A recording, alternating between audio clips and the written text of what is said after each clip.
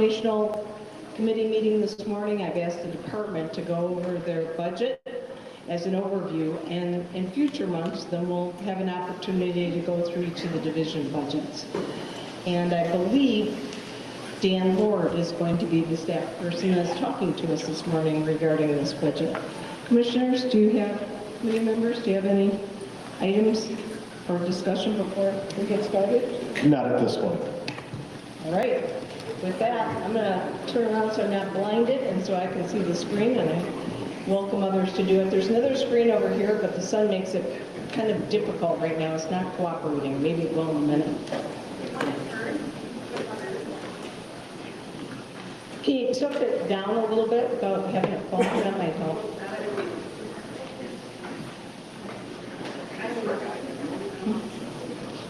Dan, I'll turn it over to you. Good morning. Appreciate the opportunity to be here. If I stumble and say Director Humphreys today, hopefully you'll overlook that. Chair Humphreys, good to see you again. A couple of commissioners had the opportunity to meet the first time this morning, so appreciate the opportunity to be here. I think my goal today is to give a little bit of information on this year's fiscal budget, kind of compared to the previous year, some of the things we were looking for, hoping for, but also maybe give you a peek behind the curtain. I know a couple of you were in the audience yesterday, and I know a lot of people here were, so it's same shirt, same presentation, but I'll try to weave in a few additional facts and figures and information for you. So I am Dan Lord. I'm the Chief of the Finance and Operations Division. We do a broad range of work to support our internal divisions, but also the public. So finance budget audits kind of implied within the name, but the operations side of our division, which is a smaller one, is pretty unique. So we also oversee or coordinate all of our federal funds that come into the department. We procure goods and services, everything from firewood to research vessels. Our real estate team oversees our land auctions, our exchanges, our easements. We also have a team that oversees oil, mineral, and gas exploration and auctions and leases. We've got one coming up later this month, and that works twice a year in the oil and gas sector, nominated by the industry, and we're really interested to see what comes out of this month's auction. 50,000 acres being nominated. We've averaged about 3,000 to 5,000, so we haven't seen 50,000 nominated for probably the last 10 to 15 years. Revenue streams from those auctions, royalties, interest, and earnings is deposited in the State Park Endowment Fund. Used to flow into the Natural Resources Trust Fund, which is a grant program that we also administer within our division, public-facing grants, Land and Water Conservation Fund, our passport, invasive species, wildlife habitat, fish habitat. So we are, a diverse division, to say the least. Now my computer's locked, so bear with me for a second. Back in there.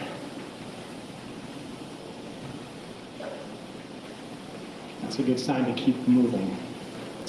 Last but not least, customer service centers. So we are responsible for managing a subset of statewide facilities. That's our gateway to interfacing and interacting with customers across the state. So the ink is still drying on the enacted bill that the governor signed off on Tuesday. So some of this information, we'll see a lot of my colleagues in the back will probably expand beyond information that's even been shared internally.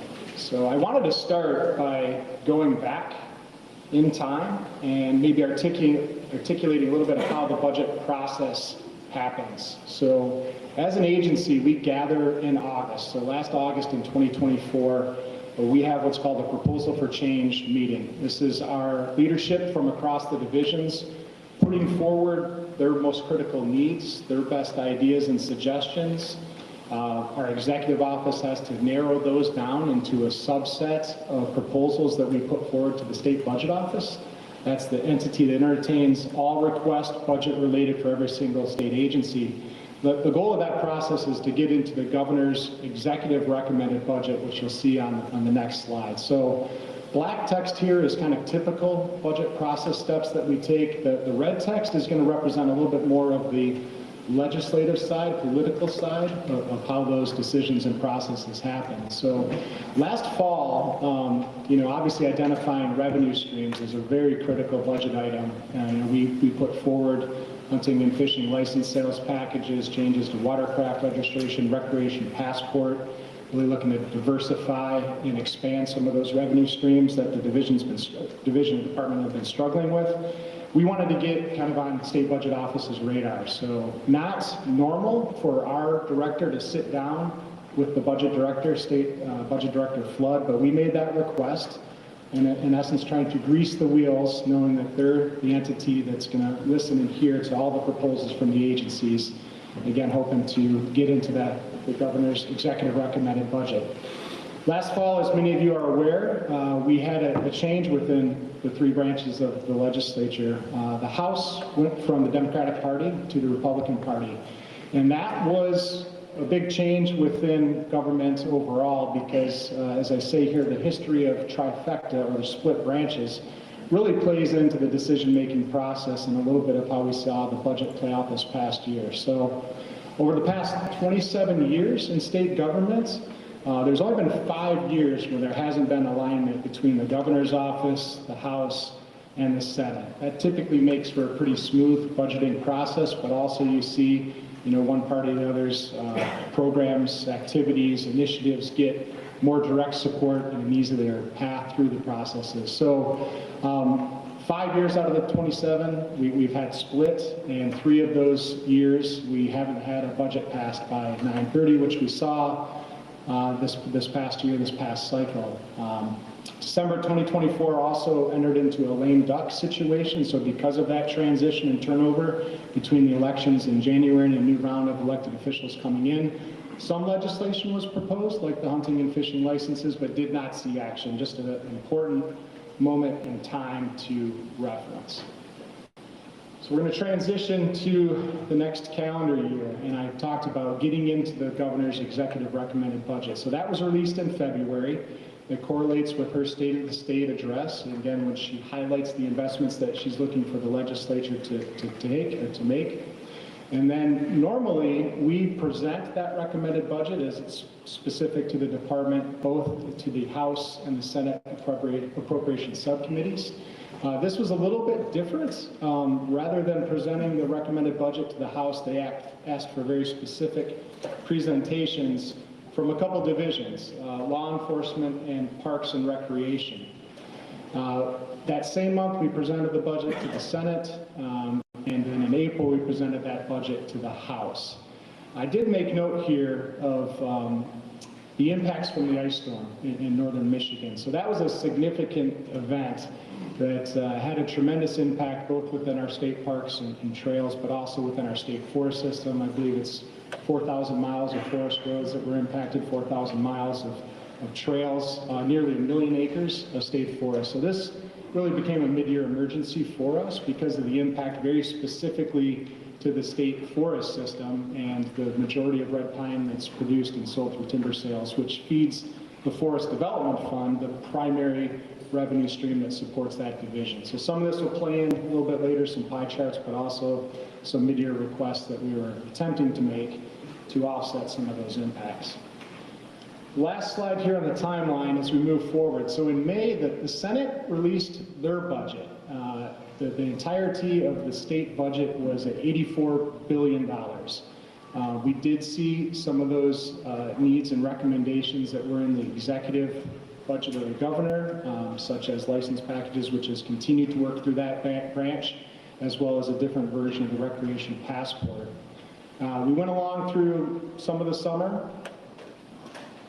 We got to July, which there is Public Act 160 of 2019, which is, I'll say, a soft piece of legislation that encourages the legislature to pass the state's budget in advance of not only the fiscal year ending in 9/30, but more important for the school districts who are already beginning their budgeting and spending processes in the summer months. So not a lot of teeth to that legislation as we continue to wait for the House budget to come out, which did in August. And I think that's the one that really got the attention of our department. I'll say in my 22 years of moving around within the agency, I haven't seen maybe the proposed reductions that were identified in that version. So about a 50% reduction in the state's general fund that we receive, which is the general tax base, and you'll see how that plays into our budget in a couple slides. But maybe more impactful was a 17% proposed reduction of force of employees. So that equates to about 417 positions that were really, I think, broadcast across every division. I think the biggest number was in state parks, 114, 63 within law enforcement, 50 or so within wildlife and fisheries, and just kind of the list went on and on. So kudos to our executive leadership who kind of saw some writing on the paper and needed to react and respond. So in September, we met with the Conservation Coalition. I think a lot of those groups and representatives are here today. It's been a little bit of a sounding board for the license package, as I understand, and each division put forward an impact statement. So if the House version of the budget were to go through, what would that look like to program services, staffing, people, funding, pass-through funding to local communities through grant programs? Appreciating the advocacy that came out of those groups, circled back into the process that resulted in our budget. And then budget negotiations really continued up until the end, up until 9:30 and in the early hours of 10/1 with the continuation budget being passed. But what we saw, come out of that process, two versions of the budget. So again, the Senate at about $84 billion, the House at $78 billion, and the budget that was finalized, $81 billion. So really meeting right in the middle of the two that were there. So the pie chart that I've got up here is a reflection of this current year budget for the department. Overall, about a 1.6% change to the positive from the previous year. So in the dollar sense, almost status quo.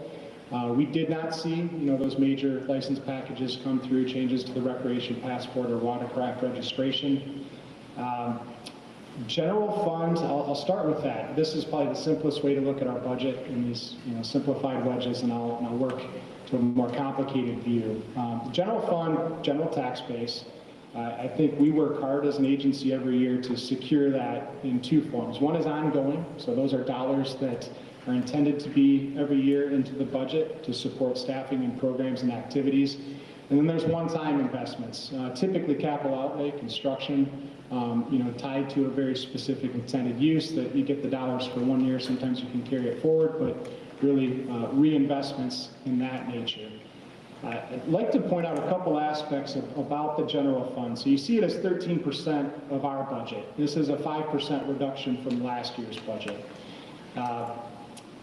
Again, as I say, we take general fund extremely seriously, but when you look at general fund in the entirety of the state budgeting process, we as a department receive less than 1%. So that's a really important figure when you're thinking about tax dollars that go across all state agencies to support the work that needs to happen. The biggest slice is those state restricted funds, of which there's over 40 of them. I'm going to give kind of a breakdown of those a little bit later. These are restricted, meaning that they come from very specific sources tied to statute and can only be used for very specific intended purposes. So hunting and fishing license sales, as an example, very specific to the activities within wildlife and fisheries and law enforcement division. If another division, we'll say like state parks, is seeing financial strain, we can't just move game and fish funding over into state park activities because then it doesn't align with statute and those intended purposes. So I think most people are familiar with, it's a pay-to-play model for the most part when you look at those restricted funds, the buckets that they go into and what they can be used. Federal funds, on average, about 20% of our budget. We pulled those down from about 30 different programs, a subset of agencies like Department of Interior, National Park Service, U.S. Fish and Wildlife Service, U.S. Forest Service. I think nobody's surprised to hear me say that there's some volatility happening at the federal level, both with funding and agencies. That's kind of crossed over into the legal realm, with terms and conditions changing with our grant agreements that we enter into. I'll just give one example this year. We received from the U.S. Coast Guard, which is nested in Department of Homeland Security, about $8 million a year that goes into our state park system, and it goes primarily into our law enforcement division for marine safety and enforcement. And then we've got pass-through funding that goes to every every county sheriff department for marine enforcement, marine safety. So it's a program we've had in place for 20 years, and when that terms and conditions change, we had to press pause, work with our partners at Attorney General, and we couldn't execute that grant until really the middle of September, the end of our fiscal year. Fortunately, it came through, but there was a couple months there we weren't sure if it was going to. So trying to pivot in the middle of the year is challenging. Not being able to give out all of those funds to the county sheriff's department so they can do their summer activities was a big challenge. So just one example of the changing dynamic that we're dealing with on a monthly and annual basis. So what we did see through negotiations, and what that is it happened at two levels this year. The overarching state budgeting process really happened at the principal level. Those were conversations between the governor, the Speaker of the House, and the Senate Majority Leader. You know, they really set the expectations for how the budget was to come into action. And I think if you were familiar with some of the, the press releases, some of their focuses: fix the roads, be mindful of the offset of reduced federal funding when it comes to feeding families, providing free meals within the schools, and that has impacts in some agencies. So we did see a $7.8 million reduction of ongoing general fund. So these are, again, those dollars that were in our budget and we're expecting them to continue to be there, will not be there this next year and into the future. So I'll start at the top with Nature Awaits. I know I asked the audience yesterday how many people were familiar with that program. Nature Awaits is intended to get every fourth grade classroom into a state park. It comes with free public transportation for busing. And then when you get to that state park, it comes with education. So interpreters that are there to articulate the natural resources, the recreational opportunities. I think it's a program that a lot of people within our agency were very passionate about, because the opportunity to influence future generations at a very young age. And also, what do they bring back to the dinner table that evening to talk about with their families. So that program, we're going to get partial funding. You'll see it on the next slide, but that program won't continue as we've known it after this next year. The next one is invasive species prevention and control. This is a larger program that funds both staffing and equipment, for us to do our activities within the lands that we're responsible for managing. But there's $3.6 million that go out from the department each year to a network of what we call CISMAs. It's the Cooperative Invasive Species Management Areas. Those are geographical areas across the state that receive funding. This $1.2 million reduction is going to impact the grant line. We're going to be able to maintain our core funding for that CISMA network, but the competitive funding that goes out for really boots on the ground projects, researches through the universities, that will see an impact in this next year.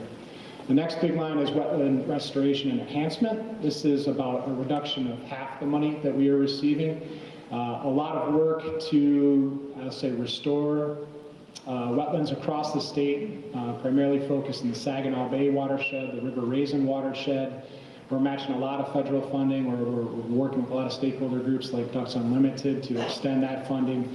So that program will see an impact and a hit. And then the other mix between Mackinac Island State Park Commission, our Michigan Conservation Corps, which is summer youth employment. Again, a program looking to get kids out working in state park locations. That'll be cut in about half. And then smaller impacts to some of our additional divisions. On the flip side of that, to kind of offset those impacts, is one-time general fund investments. So again, these are just dollars that will be in this next year's budget. They'll come out the year after. And kudos to our executive leadership who led those conversations, because this is really our opportunity to try to have some key dollars reinvested in the system in some critical areas. So at the top there, you can see fish production. So to maintain current levels of production and stocking within our hatcheries. I know Chief Claremont's in the audience, and we've spoken to the commission before.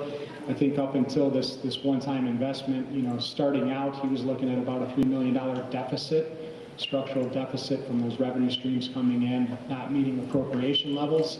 So we'll be able to continue that work this next year without seeing, hopefully, a critical impact.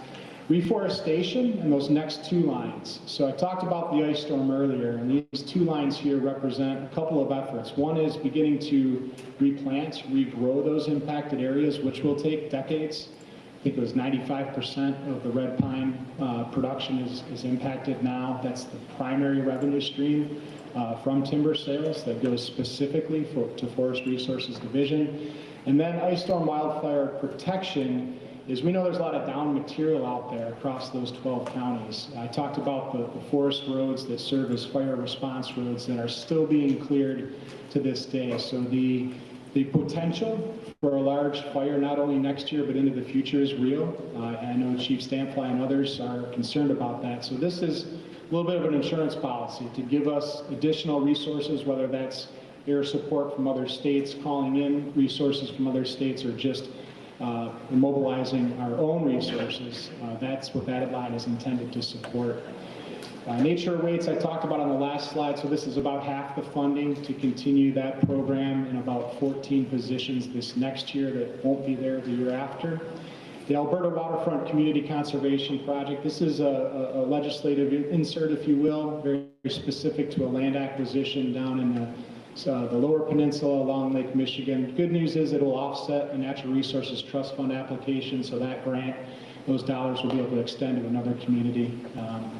And then removal and repair of high hazard dams. So I know dams continues to be probably our most critical category of infrastructure that we've had deferred maintenance and investments on. So a little bit to really touch on maybe the tip of the iceberg as it pertains to repair, replacement, and potentially removal. So you see those at that $12.2 million figure. This slide here is just a quick snapshot. I talked about the 417 positions that were proposed in the House budget to be reduced. We did see an FTE reduction. It was on the surface 42 positions, but with a couple of additions in certain areas. I know the 6.5 that shows up there is in marketing and outreach. That'll add some staffing at unstaffed shooting ranges across the state. Those are federal funds. So that's a little bit of a plus up, but then there's the reduction from Nature Awaits. But the biggest impacts that you see there are within the wild management line and the fisheries management line. So the direct correlation that I make to those reductions, those are unfunded vacancies. That's a reflection of those divisions needing to hold vacancies open and unfilled because of the revenue streams, again, not meeting appropriated levels. And so they've done that the last several years. It looks a little bit different within each division. I know wildlife is looking at that as an equivalency with limited term or seasonal workers, so there will be less boots on the ground within wildlife state game areas and lands that they co-manage. And fisheries, again, will continue to hold those vacancies. So we did see an FTE reduction this year, but not at that larger number that was proposed. Okay, 2 slides here. This is in essence where the money comes from. So that earlier slide that I showed, the wedges that are consistent are the general fund and the federal fund. What's been expanded are all those bigger categories of restricted funds. So I'll kind of work around the wheel a little bit. Park Improvement Fund, primarily campground revenue streams that come in that you'll see on the next slide kind of where the dollars go. So Park Improvement Fund derived from camp sales. Game and Fish Protection Fund, again, hunting and fishing license sales. Forest Development Fund, I talked about that, timber sales. You've got waterways from watercraft registration. Park Endowment derived from those oil, gas, and mineral royalties and leases. You see Rec Passport, and then you get into some smaller funds, again, from people participating, choosing to buy an ORV pass, a snowmobile pass, and then some of those smaller breakdowns into those other slices. So that's the entirety of the budget and what it looks like from a fund source perspective. When you get to where the dollars go, again, these, Before you move to the next slide, the Fish and Game Fund that comes from license revenue, roughly what's the breakdown between fishing licenses and hunting licenses? It's usually been about pretty even, or? as far as where the revenue streams are coming from. Yeah. Yeah, I think my friend Tom Weston's in the audience. He might be able to get the specific details, but I think it's roughly on that. Dan? Yeah. Yeah, hunting licenses, about 35 million. Fishing licenses, about 30 million. Okay. Thank you, Keith. Appreciate Thank that. Yep. Go ahead. Yeah, thank you, Chair. Commissioner Nagler. I know I'm not a member of the committee, but I'd like to ask a question. No, free. Okay. Dan, could you, when looking at this chart, I think it's important to consider how federal funds flow through to the state, particularly because of the Game and Fish Fund. So I'm thinking about Pittman Robertson funds, Dingle Johnson funds. Could you just talk a little bit about that and how Michigan receives federal funding as a result of hunting and fishing and trapping licenses sold and other factors? Just to kind of refresh our memory on how we're getting these funds. Sure, I'll talk a little bit. I know there's some colleagues behind me that are much more well-versed, but at a high level, those dollars are protected. So they're in an act. So Pittman Robertson, Dingle Johnson, excise taxes. So you think about firearms, you think about ammunition, you think about rods, reels, tackle. So those dollars get set aside, and then we have to match them with revenue from our hunting and fishing licenses, and that's how we pull those down. There's a pretty complicated formula. I think historically we are in the top 5 for pulling dollars down from both of those sources. So it is a critical part of our funding formula. It's one that, knocking on wood, isn't messed with terms and conditions and some of the maybe positioning or posturing we're seeing with other federal funds that aren't as protected. But does that help, Commissioner? Well, just add a little more detail to it. It matches, you want to talk about the match rate? Because it's pretty significant. And for hunting, I don't want to get too far, but it's based on geographical area and the number of licensed hunters. So we have to certify that. And if we don't, those certified hunters, if we don't charge for that license, we can't collect the excise tax on that. So it's part of the reason we have minimum, getting reimbursement is so important to us. Do you want to talk about the match rate for us? I'm sure I came prepared to talk about the match rate. I'll look behind me, see if anybody wants to jump in. Yeah. Got chiefs here. I'll jump in on the, is that okay if I do it from here? Yeah. Great question for Dingle Johnson. Overall, it's a 25% match for every DJ dollar has to be matched by a fishing license sale. So that's how the match rate's required. Out of our $30 million fisheries budget, generally, DJ is about 10 to 12 million. So that's roughly an estimate of, and again, same formula, amount of licenses sold, the retail value of all the fishing gear sold each year, and then allocated back to the states as well as other variables. One important thing I need to mention though is Dingle Johnson is up for reauthorization at the federal level. So next year, this has to be reauthorized, otherwise that excise tax goes away for fishing, and the 10 to 12 million that we get to manage Michigan fisheries from DJ would also go away. So I know Chair Humphreys is aware of that, but at the federal level, we need that reauthorization to be able to continue for DJ. And just for everybody's clarification, Dingle Johnson is named after John Dingle Sr. from the great state of Michigan. So we've been very, very influential in some of this legislation. And wildlife. Yes, Pittman Robertson, same match rate, 25%. And for our $45 million a year annual budget, about half of that comes from Pittman Robertson. It's very, very important. 1939 legislation, very rigorous protections in place to ensure that that money is being spent the way it's supposed to be spent by the states. So we have a lot, we go through an audit process every 5 years, and it's, there's one of the more rigorous of all federal funds that states receive.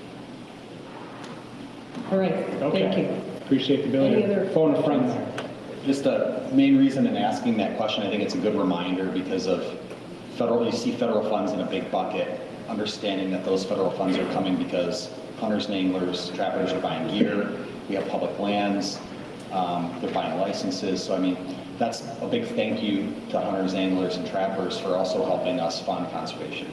Nope. Appreciate the question. It's a different model, different way of funding the work that happens. Yeah, Dan, just a quick question. How are we handling online sales into the state of Michigan with ammunition? And it's tough to get these days. You got it ordered online. It's coming out of state. How is that handled? Are we getting credit for those sales purchases? No, actually, that's handled at the federal level and then flows back to us through this formula. Okay, and manufacturers actually write a check for those dollars, and they have very stringent guidelines on that. Okay, no, we're running out of time. I'll try to move quickly this last couple slides here. So that was where the funds come from, where the funds go.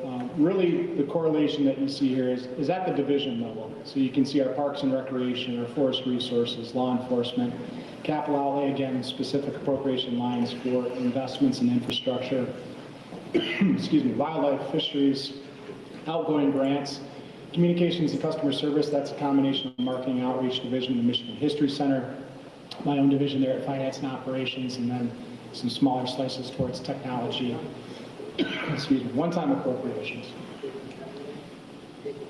Supplementals. So there's 3 times within the fiscal year that we can request supplemental funding. Maybe we get a grant from the feds that we need additional federal authority to be able to spend. Maybe we have an impact or an incident like the ice storm that we'd like to request general fund, as I talked about earlier. So I think what you can see here is a combination of some different funds coming back into the department. These weren't enacted upon until the entire budget process was done. So the majority of this list we requested in January. We didn't find out until October. So we'll have to carry some of these funds forward. The top one there, state park repair and maintenance. This is to continue the ARPA projects that are already under construction. A lot of bids came back high. This is a fund transfer from within the State Park Endowment Fund that will keep some construction moving. Critical repairs that we already have designed, we already have contractors on site. We'll be able to add some things back in. The Northern Michigan ice storm, so again, this is another chunk of one-time funding from the general fund. So this is a great recognition from the legislature from those tours and conversations to be able to get some dollars back to begin regrowing that system. But while we're regrowing the system, we're also picking up the sticks, help to remove some of that fire hazard. Federal funding for Arctic grayling, dam infrastructure, so another investment into a critical infrastructure category. High-speed internet, that's a federal grant that we'll be able to utilize for some staff because of the increase we are seeing for broadband internet connectivity and easement requests throughout primarily the state forest system. And then again, another theme here, critical infrastructure projects. So part of that balancing of the budgets within fisheries and wildlife has been not only holding vacancies, but also deferring maintenance and capital investments. So this is to get ahead of things that we don't want to see fail, and then we have to pay emergency costs to repair and replace. And a couple other categories there within the decree negotiations and wildlife management line. So good chunk that again we'll be able to use this next year, but was intended to maybe address some issues this past year. These last couple slides, these are from our website. We're trying to change the conversation when we go and visit with the legislature and really talking about, I think, the role that we play in Michigan's economy that is based in natural resources. So I'll just read these figures real quick.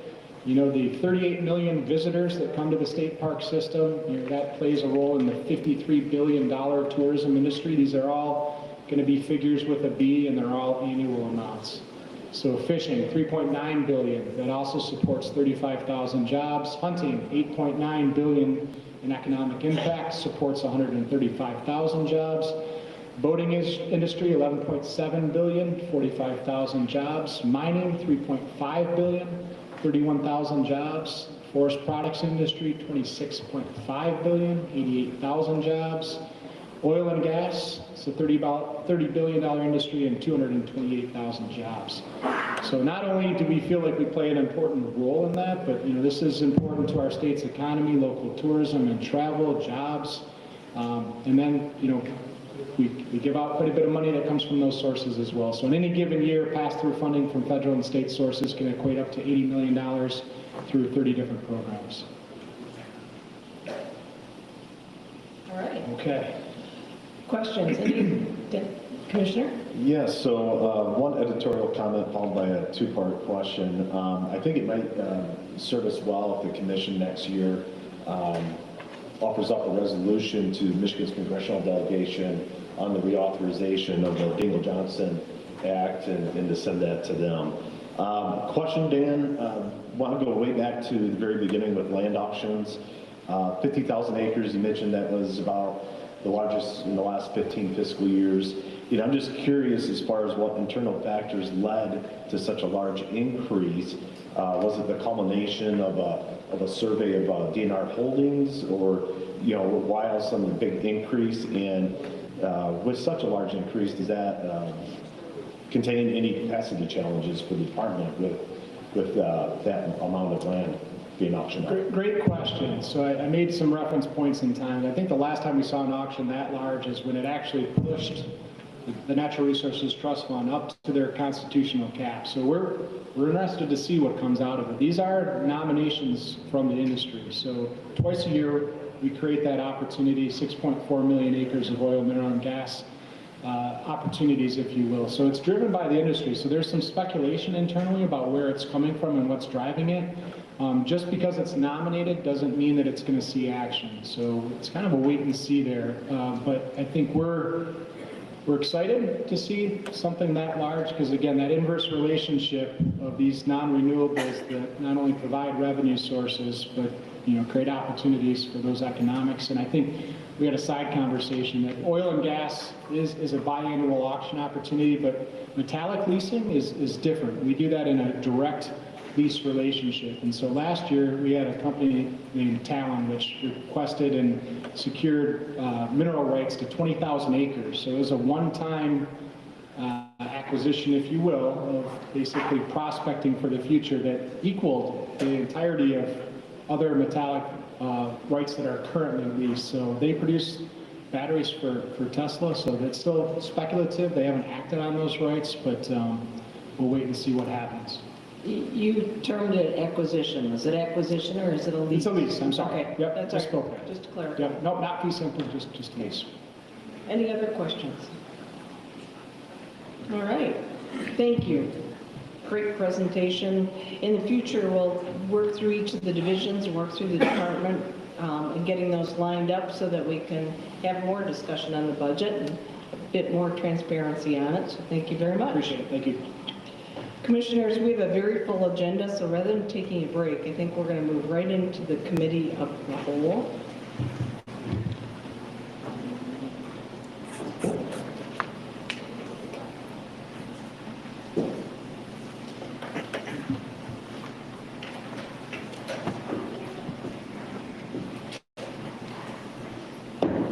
So I'd like to call the Committee of the Whole to order. My name is Becky Humphreys. I'm Chair of the Natural Resources Commission, and I actually live down in Lowell, Michigan, outside of Grand Rapids area. Why don't we go through and... Are you talking to me? No? Okay. Why don't we go through and introduce ourselves, and we'll start with Commissioner Walters. John Walters, I live in Eden. Pete Erdley, Grand Rapids.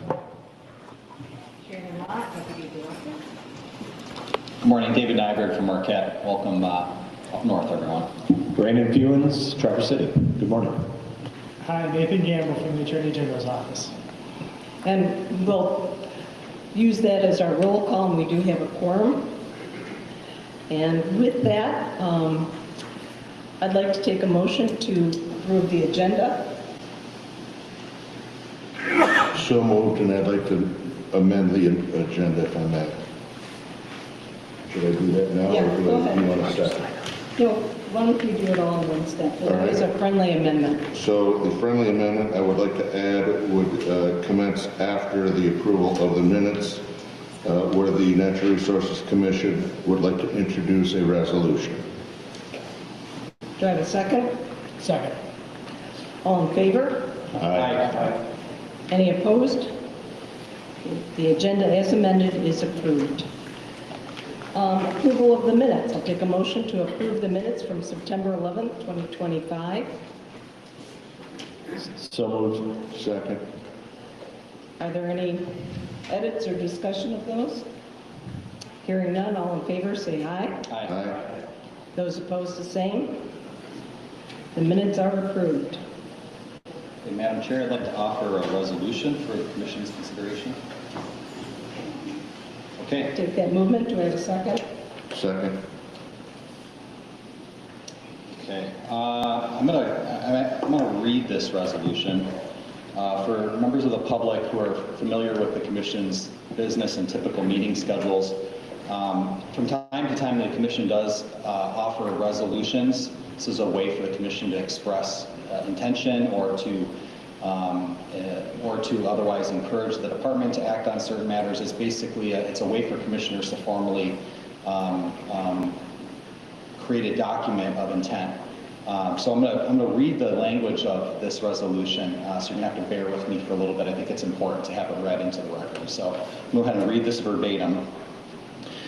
Whereas the coyote is a highly adaptable species that has expanded its range across the United States, and whereas a bounty was enacted in Michigan to control coyote numbers was found to be ineffective and was repealed in 1979, and whereas the coyote was an unprotected species in Michigan until 1989 when it was added to the game species list by the Michigan legislature, and whereas a year-round hunting season was enacted by the Natural Resources Commission in 2016 in an effort to reduce the coyote numbers, and whereas concerns with year-round hunting and trapping of coyotes were expressed to the Department of Natural Resources and the NRC, and whereas the Natural Resources Commission reduced the hunting and trapping seasons but specified lethal take of coyote for specific damage on private lands, and whereas the department and the NRC's authority requires either an inspection and a permit or a license to be issued for game animals to be legally taken,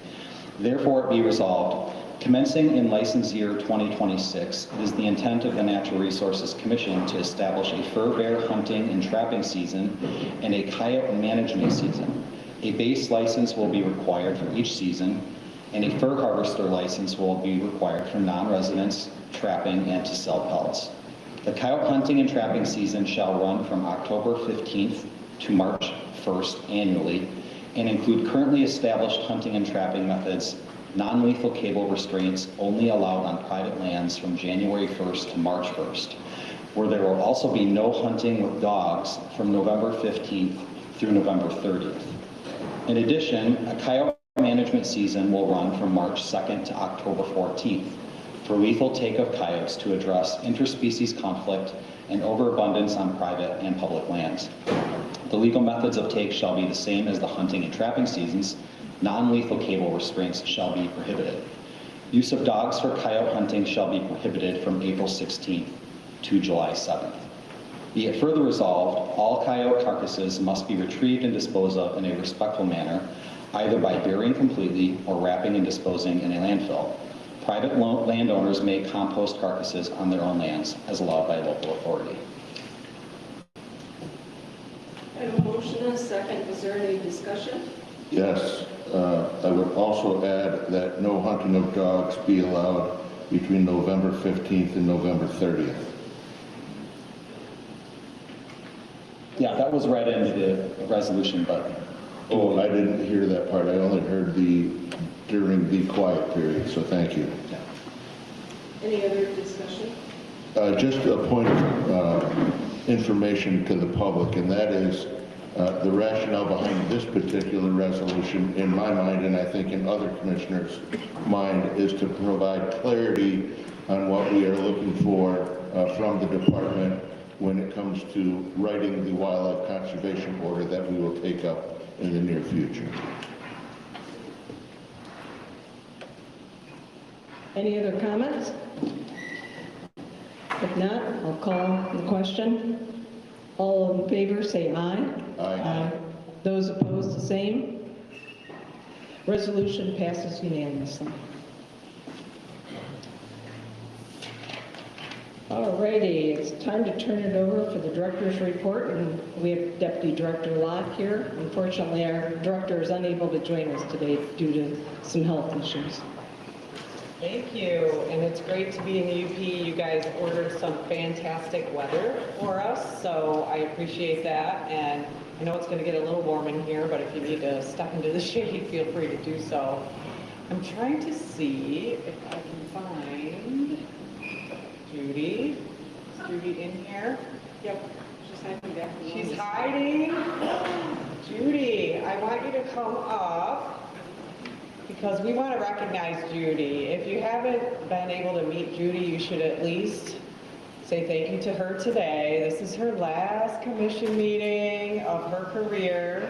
So I want to take a moment to recognize her and her huge effort with the department. So she's our executive assistant to the director, so she wrangles most of us, especially the director, Director Bowen, on where he needs to be and when. She's been around government for a very long time. 33 of her 36 years have been in DNR, which is, 33 in exec, sorry. 33 of her 36 years in DNR exec. So she knows government well, and she knows legislators, Gov's office people, other agency executive assistants. So it's going to be a huge loss for us when Judy retires in a few weeks here, because whoever comes in new is not going to have those connections. So that's going to be a learning curve for all of us. So I want to thank you for that. She has had a huge trust in the DNR, and she said to us yesterday at our management team that she will always support us no matter where she's at in her life, whatever she's doing, wherever she's traveling, whatever she hears about the DNR. And I appreciate that, because sometimes when people retire, they turn on us. And I don't want that, right? So I want to make sure that Judy will always be an advocate for us, and I believe that she will. She is a stickler for details. If any of you have worked with her, she has kept us so on track legally, policy-wise as well, and everything that we have to provide to the governor's office especially. So she'll be retiring next month, so we'll have a little bit of time with her if anybody wants to send her well wishes. And we want to make sure that she's able to still contact us and all of you if she feels like it, to keep us going in this endeavor. So this line of work is not easy, as many of you know, from where we sit or where you sit on the passion for natural resources. So we thank her for that. She served under 5 directors: Rodney Stokes, Keith Cray, Dan Eichinger, Scott Bowen, and myself when I was acting director in 23 while we were in a search for a director. So with that, I want to thank Judy, and I want everyone to give her a round of applause, please.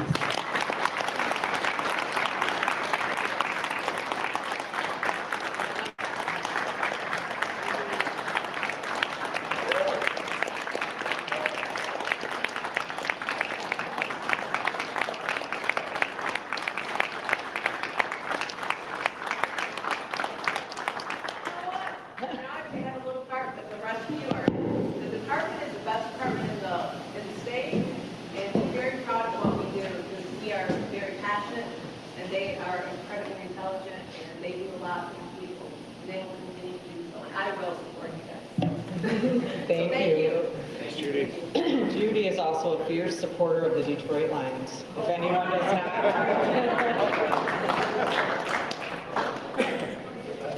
All right. With that, we're going to have a recognition for the National Guard, so I'm going to have our Parks folks come forward. Doug Rich is here, the West UP supervisor, our chief, Kristen Kosick, is here from Parks. And I see we have tons of park staff here today, so thank you so much for you all coming today. Here comes Kristen. Okay.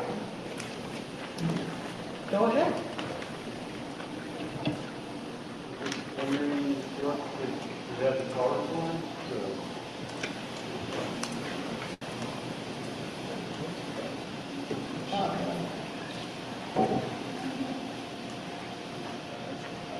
I'll get started with that one. So, unmute real quick.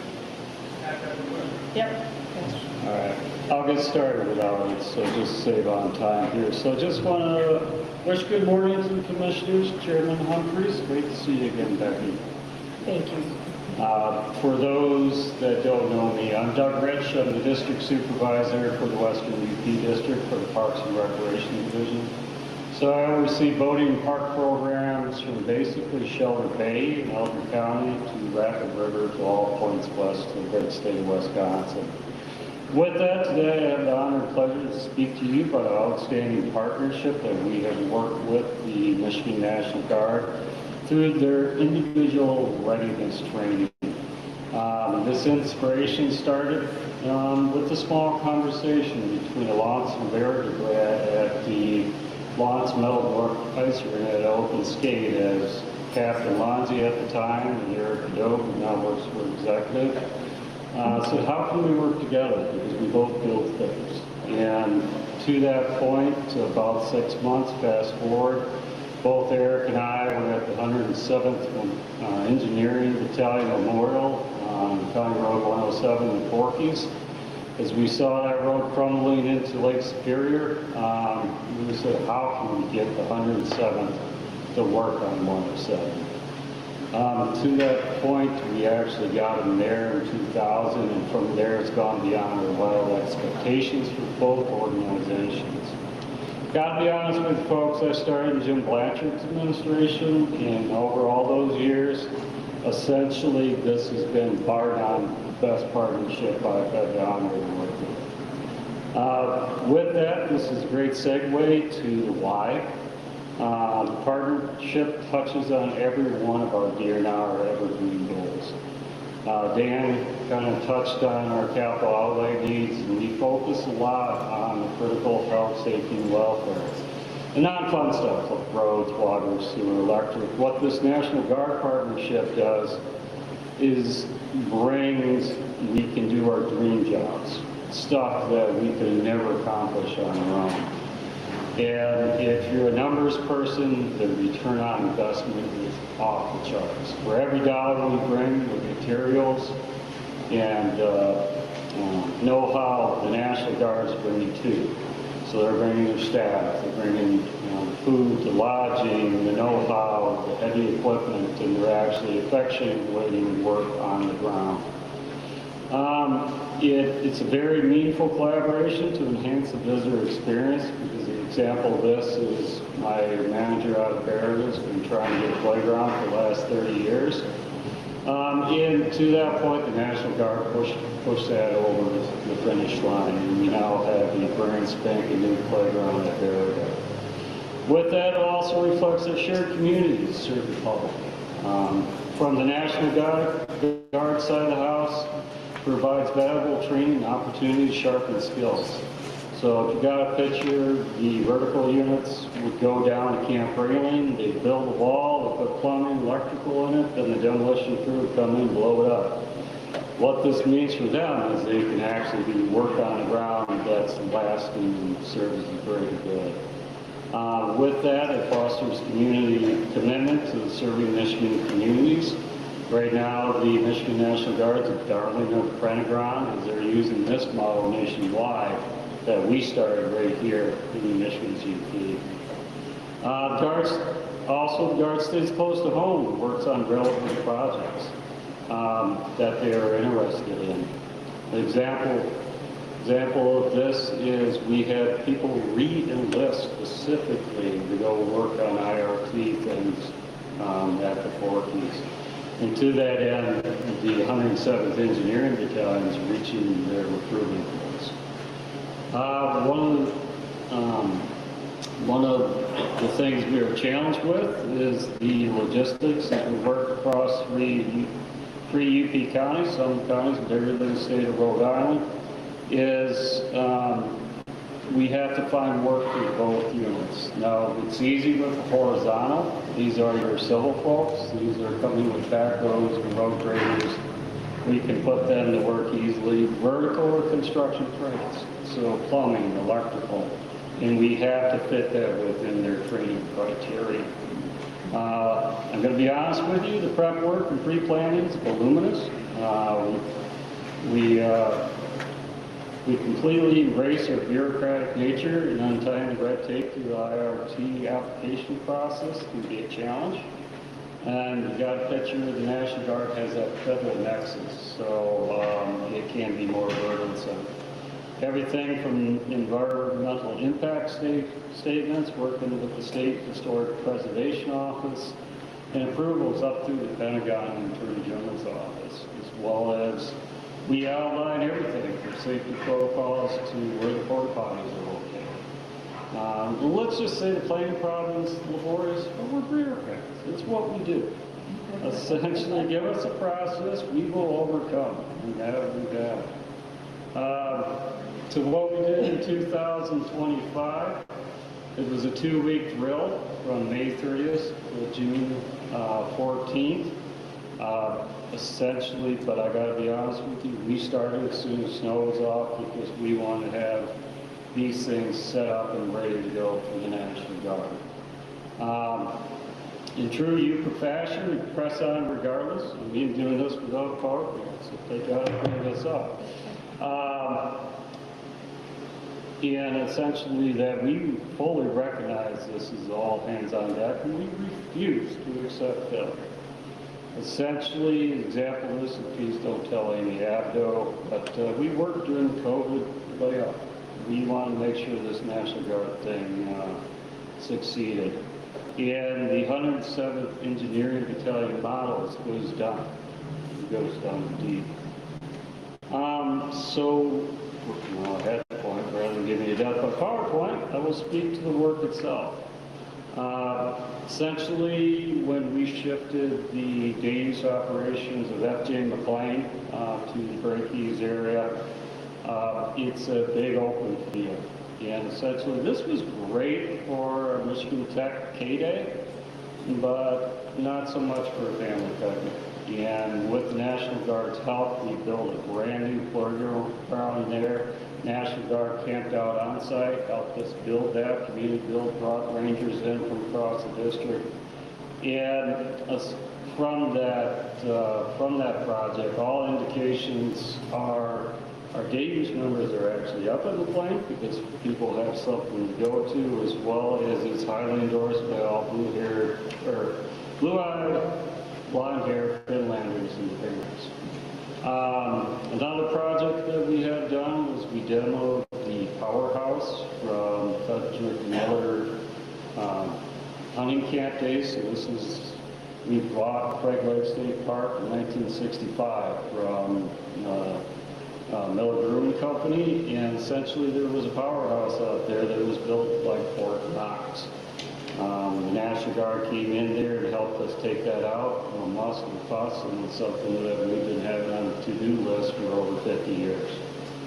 With that, at one point, we asked to make some very big changes to the caretaker's cabin at Craig Lake, and with assistance from park staff and district travel crew, we now have a show place at Craig Lake. This place was kind of scary, had some serious structural damage, and I gotta be honest, it's probably nicer than some folks' homes in eastern Barrett County. And we also addressed and brought back the historical elements to the original Miller Lodge from 2004, which will allow us to put that on the National Register of Historic Places. To this end, the National Guard, we've had some great unintended consequences, as I have to admit. Craig Lake has been found. Essentially, I would like to personally invite each and every one of you there because it's very much a Forgers National Park experience in Michigan's UP. And the road to get out there was challenging at best. And with this Guard helping us build out the roads, we had to add parking. Actually, PowerPoint was up, you'd see a picture of the Adjutant General actually out there at Great Lake with the troops. With this, we've made major improvements to the road from 41 out to the park itself. There's a sign out there that says you need four-wheel drive with high ground clearance. I can promise you last weekend I took the wife and kids out there in Buick. So essentially folks can get out there a heck of a lot easier than what they used to.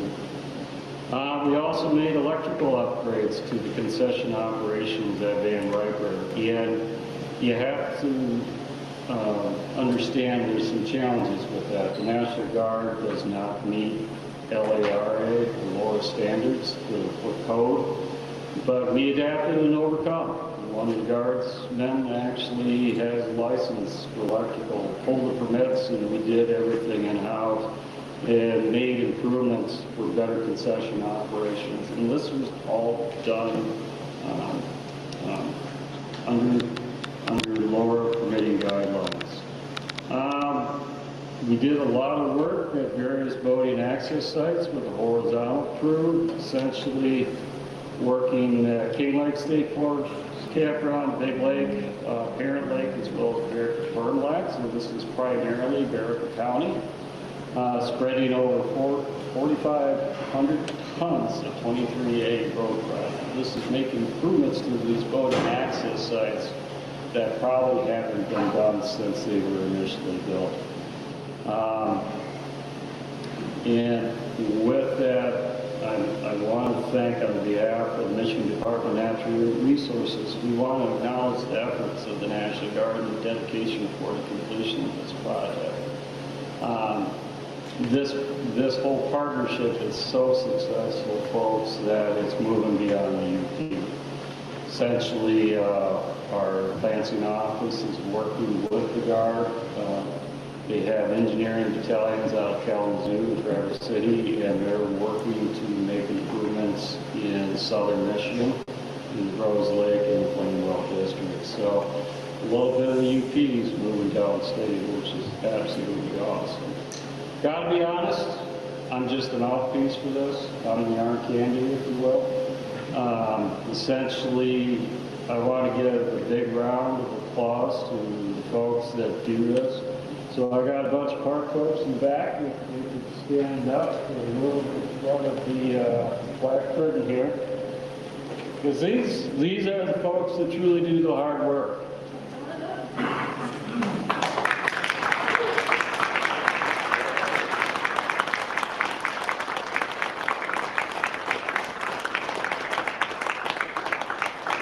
These folks are working day and night. If you understand, I kind of made a joke about the bureaucratic process. These folks are working through every procurement to the tune of over $300,000 to get the materials on site for everyone.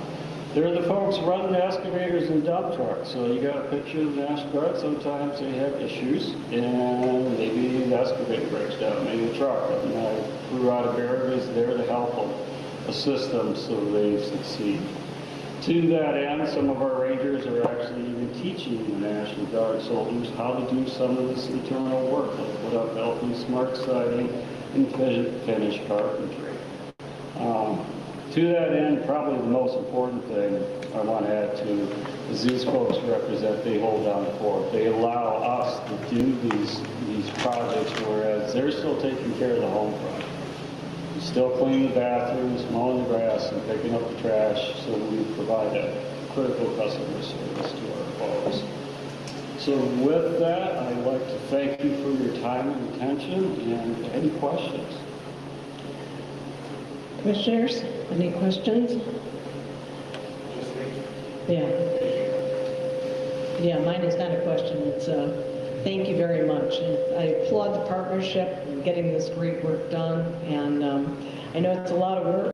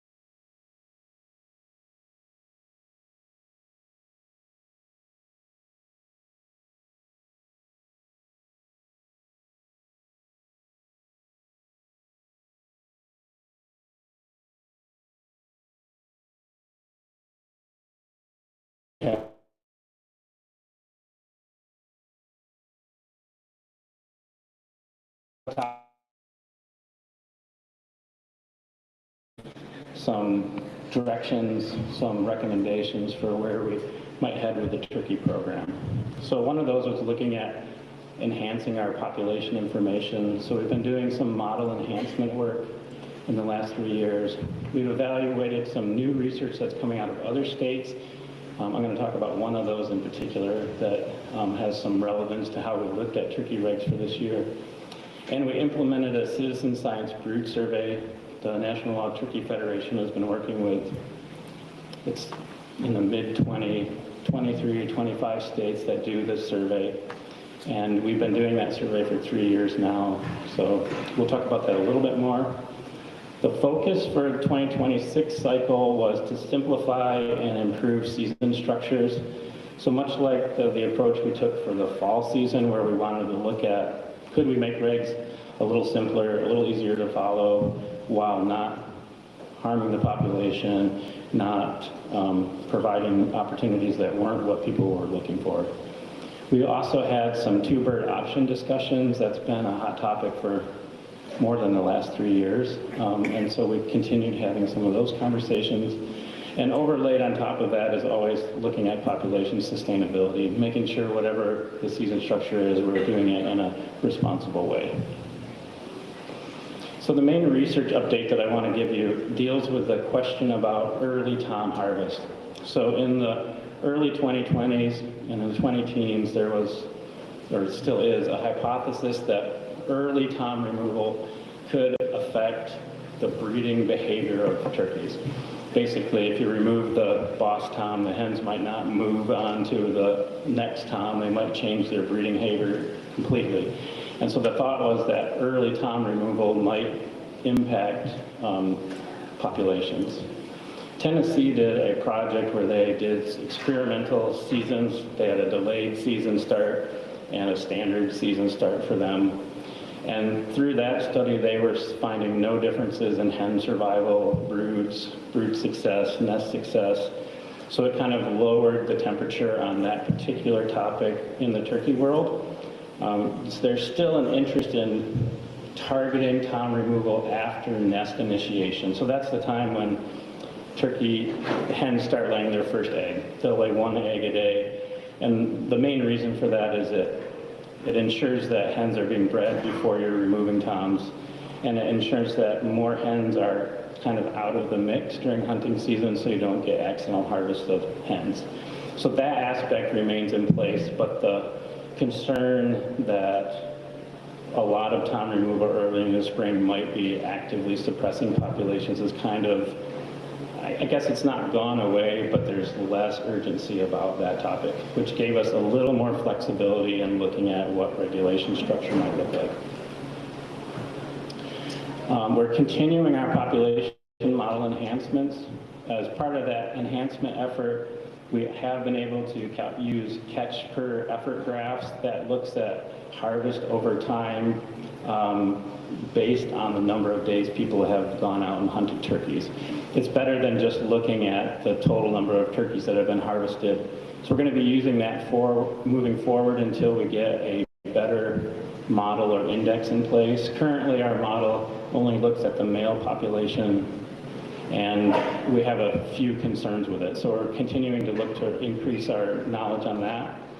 In that same vein, we proposed research to gather hen, brood, nest vital rates, so success, the number of poults produced, that type of thing, along with urban turkey information. So we're going to kind of do a side-by-side study.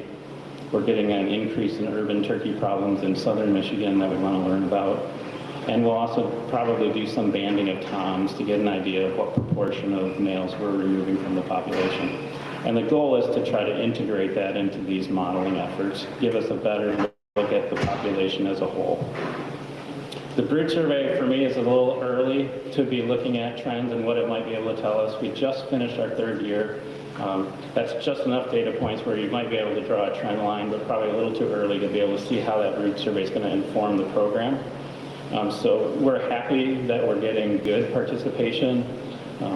People are enjoying submitting those records, and so we're looking forward to having a few more years of data to see how we're going to be able to use that moving forward. So I'm going to move into some background data before we get to the recommendations. And the first is information about the population. So this is our catch per unit effort graphs. We're looking at the population right now in two broad zones. One is the ZZ zone, which is essentially the southern lower peninsula, roughly from Bay City or so south. And the non-ZZ zone is the rest of the state, the northern, lower, and the UP combined. And this graph is the rough data, just the catch per unit effort. And what you're looking at over time is the number of male turkeys that are harvested per day of hunting when you conglomerate all of that information. And what you can see there is a roughly stable trend to slightly increasing. So that's suggesting that if we are conservative, that the population is stable in both of those zones, but at different scales. And to give you a picture of how the modeling is likely to work, this is our current model output for the same two zones. You can see there is population information on the side. We put a bar over it because the model is not scaled. So all that we're looking at here is trends in the population, not the numbers. And that, no matter what I did, that little box slid over on us. So you can see that there's some numbers there, but I would not pay attention to those. And what you can see in these two places is two pieces of information. In both of those regions, the green is ZZ and the orange is non-ZZ. You have a stable to slightly increasing population. And the other thing is that the ZZ area, so that southern third of the state, has roughly 2.5 times the number of turkeys as the whole rest of the state combined. And that gives us a little more flexibility. That's not surprising because prior to European settlement, likely turkeys did not expand much farther north than that line anyway. So we're not surprised to see that turkeys are doing the best in those areas. They're not snow limited, habitat conditions are pretty good there. So this model, again, has some assumptions that are being made that we're not fully comfortable with, so we're using this with caution. But this is a lot better than the information that we had 3 years ago. The next piece of information that we took a look at was spring turkey hunter attitudes. So we worked with MSU and conducted a survey of spring turkey hunters to gain insight on the turkey hunter values and factors that play into their feelings of satisfaction with the season. We used hunters from the past 5 years that provided us an email address and allowed us to get to them through email. I'm going to show you a series of graphs. Sorry, no fun pictures, but hopefully graphs are exciting to biologists, hopefully to some of you too. We're going to take a look at how turkey hunters feel. So probably not too surprisingly, about 75% of turkey hunters say they like hunting earlier in the season. I think most Michigan turkey hunters are thinking of the 2 weeks of April when they're thinking early turkey season, and then the month of May for later. And about 25% said they preferred later in the season. And we're going to look at the later in the season first. If you look at this table, the top table is showing that almost 50%, 43% of people picked the other answer. So the guesses we had of the most common reasons people would pick later, they said, no, actually we have a different reason. And then we had the next two highest were tom responsiveness to calling and gobbling activity. So presumably they think that birds are more active later in the season. Remember that for my next slide. But if you look at this other category, the second table down is we asked them, if you said other, what's the reason? And if you look at the first two there, you can see the first one, almost 50% of the others said it's because of the length of the season and having more days to hunt. That's because most of our season structure right now favors longer seasons later.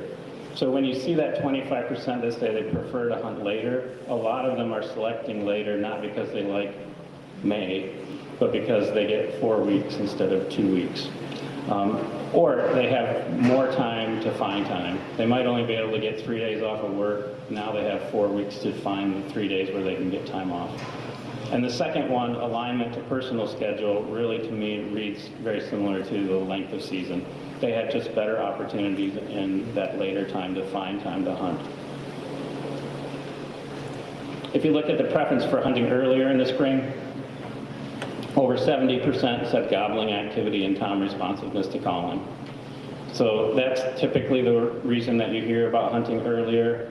But you can see that we did have a fairly good number of people that said that about the late season too. So personal hunting experience can play a big role in what you think you're experiencing given what season you're hunting. We asked the preference, whether you like to harvest a tom or a jake. Almost 80% prefer to harvest a tom. It's not too surprising. 21% don't have a preference. There's 0.4% prefer to harvest a jake. If anyone's curious, almost 100% of that 0.4% said because they taste better and they're not as chewy. So if anyone is back there sitting there, why would anyone prefer a jake? I guess they taste better. I don't know. So we asked, did you change your preference? Did you ever have one preference and now you switched? And you have most hunters saying, I always wanted to take a tom. But you do have a few people that used to have no preference, kind of the I'll shoot any bird that goes by, that now prefer toms. This could be like a common thing we see with any species, deer. You start out hunting any buck and then you move towards wanting to harvest a buck with bigger antlers. It could be related to success rates in Michigan, so we'll talk about this in a bit, but we're approaching 50% success. So if you're getting a bird every year or every other year, you may be more willing to wait for a bigger tom. We asked about satisfaction with the one bird bag limit. So you can see we have very satisfied, moderately satisfied, combined exceed 50%. So over half are saying we're okay, we're good with one bird limit. You add another 20%, so you're getting up into the 70% range that are not unhappy. Most of those being pretty happy with the one bird limit. And then we're just popping over 20% with some that are a little bit dissatisfied. So pretty good numbers for satisfaction with a one bird bag limit. Not a lot of people that are feeling uncomfortable or wishing that they had a higher bag limit. And we did break that one bag limit question down into all sorts of different categories: public land, private land hunters, areas they hunted, and the distribution of that they were okay with a one bird bag limit stayed the same no matter how we broke up turkey hunters. So we ranked motivations for why people go spring turkey hunting. The range was 1 to 5, with 5 being the best. So the highest ranked categories are at the bottom, and you have the bottom 3 are experiencing the challenge of the hunt, hearing or seeing turkeys, enjoying nature in the outdoors. The lowest one was shooting birds.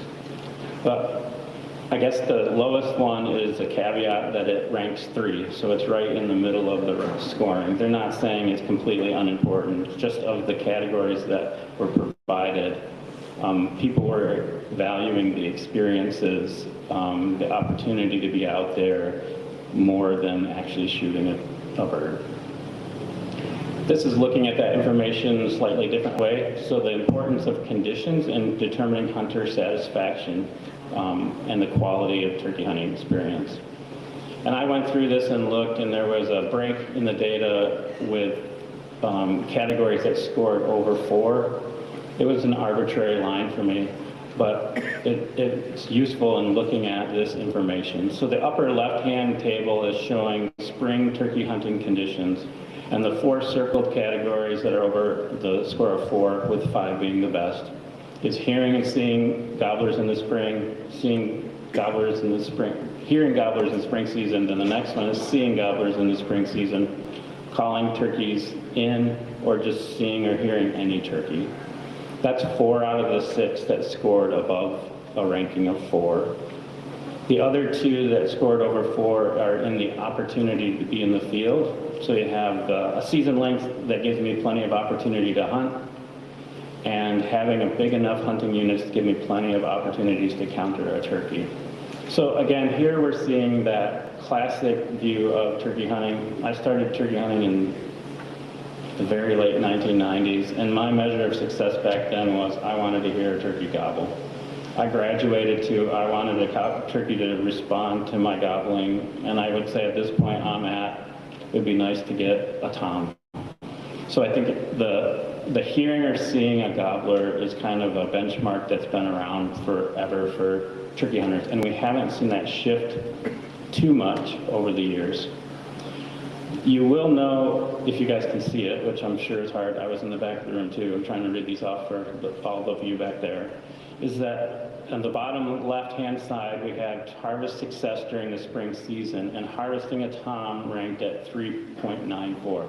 So very close to my 4 cutoff.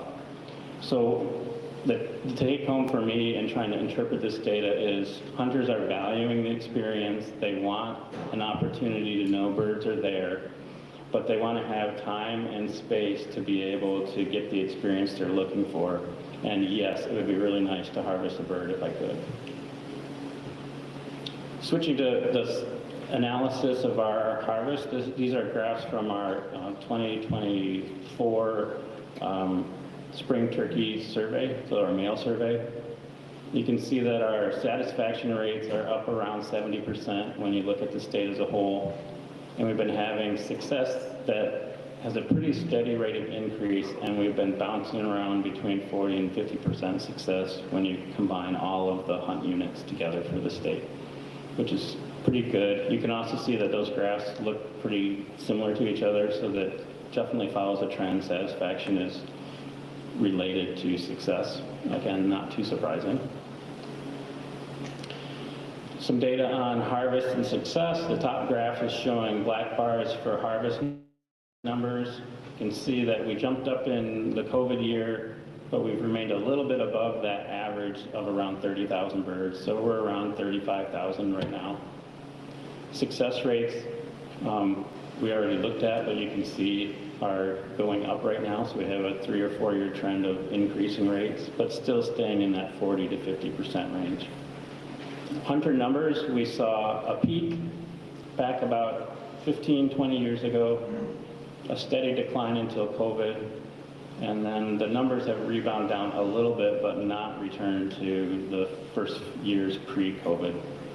Our hunting effort has declined a little bit faster than hunter numbers. And that's not necessarily a bad thing. It could be just because we're having high success rates and hunters aren't needing to spend as much time in the field to harvest their bird. Just taking a look at licenses, we've kept our quota numbers consistent since 2008, looks like. You can see that we've had a slow decline in the number of licenses that are purchased through the drawing. This is because hunters are seeing that we've been having a lot of leftovers in the drawing. There's no reason to put in the application fee if you know you can buy a leftover. So they just have been switching to buying either a leftover license or just going out of the drawing process altogether. You can see what that looks like here. So the black line is our 234 hunt. That's an over-the-counter hunt that's good statewide, except public land in southern Michigan. It's a 4-week season. We had pretty good acceptance until 2019. In 2019, you see the 301 line, that's the gray line, spike up. That 301 hunt is a ZZ, so Southern Lower Michigan, private land only license. And that year that we spiked purchase numbers was when we made it a 6-week season instead of a 4-week season. And you can see the impact there as people switched from going for quota hunts and going to the 301 and switching away from the 234 and going to 301. So the private land hunters in southern Michigan are valuing having that full opportunity, and they're switching their behavior based on it. Just to give you a perspective of the current spring season, we have 14 management units, multiple hunt periods that are different lengths of time depending on the period. We have drawing controlled licensed quota hunts. We have one over-the-counter no drawing hunt, and we have a private land only hunt. It looks like this on the map. So you can see it's fairly complicated unless you've been a turkey hunter for a while. If you've been a turkey hunter for a while, I think no problem navigating, but it is fairly complex. So with that, I'm going to switch to our recommendations and try to pull in the information I just talked about as we go through this. The first recommendation is to increase our unit size. This is going to allow more flexibility for hunters to be able to move around and adapt to conditions, adapt to hunting pressure, adapt to maybe who they have an opportunity to hunt with, and will make for much less complex regulations. And the way we're proposing to do that is to reduce from 14 units to 3.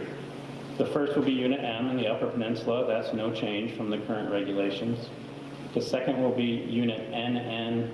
It's the Northern Lower Peninsula. It combines multiple units into one unit.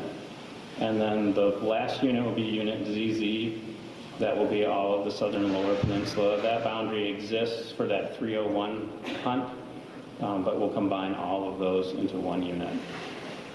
And this is how that map would look. And just a comparison so you can get an idea. If you're a Northern Lower hunter, we're combining B, K, J, A, F, and E, and then all the Z hunts down in the lower. So we're proposing some changes to the drawing and quota hunt structure. The first is to create a 2-week early season in both of the lower peninsula units, the proposed NN and ZZ. We're proposing conservative quotas based on purchase history of the combined units using a 6-year average plus 10%.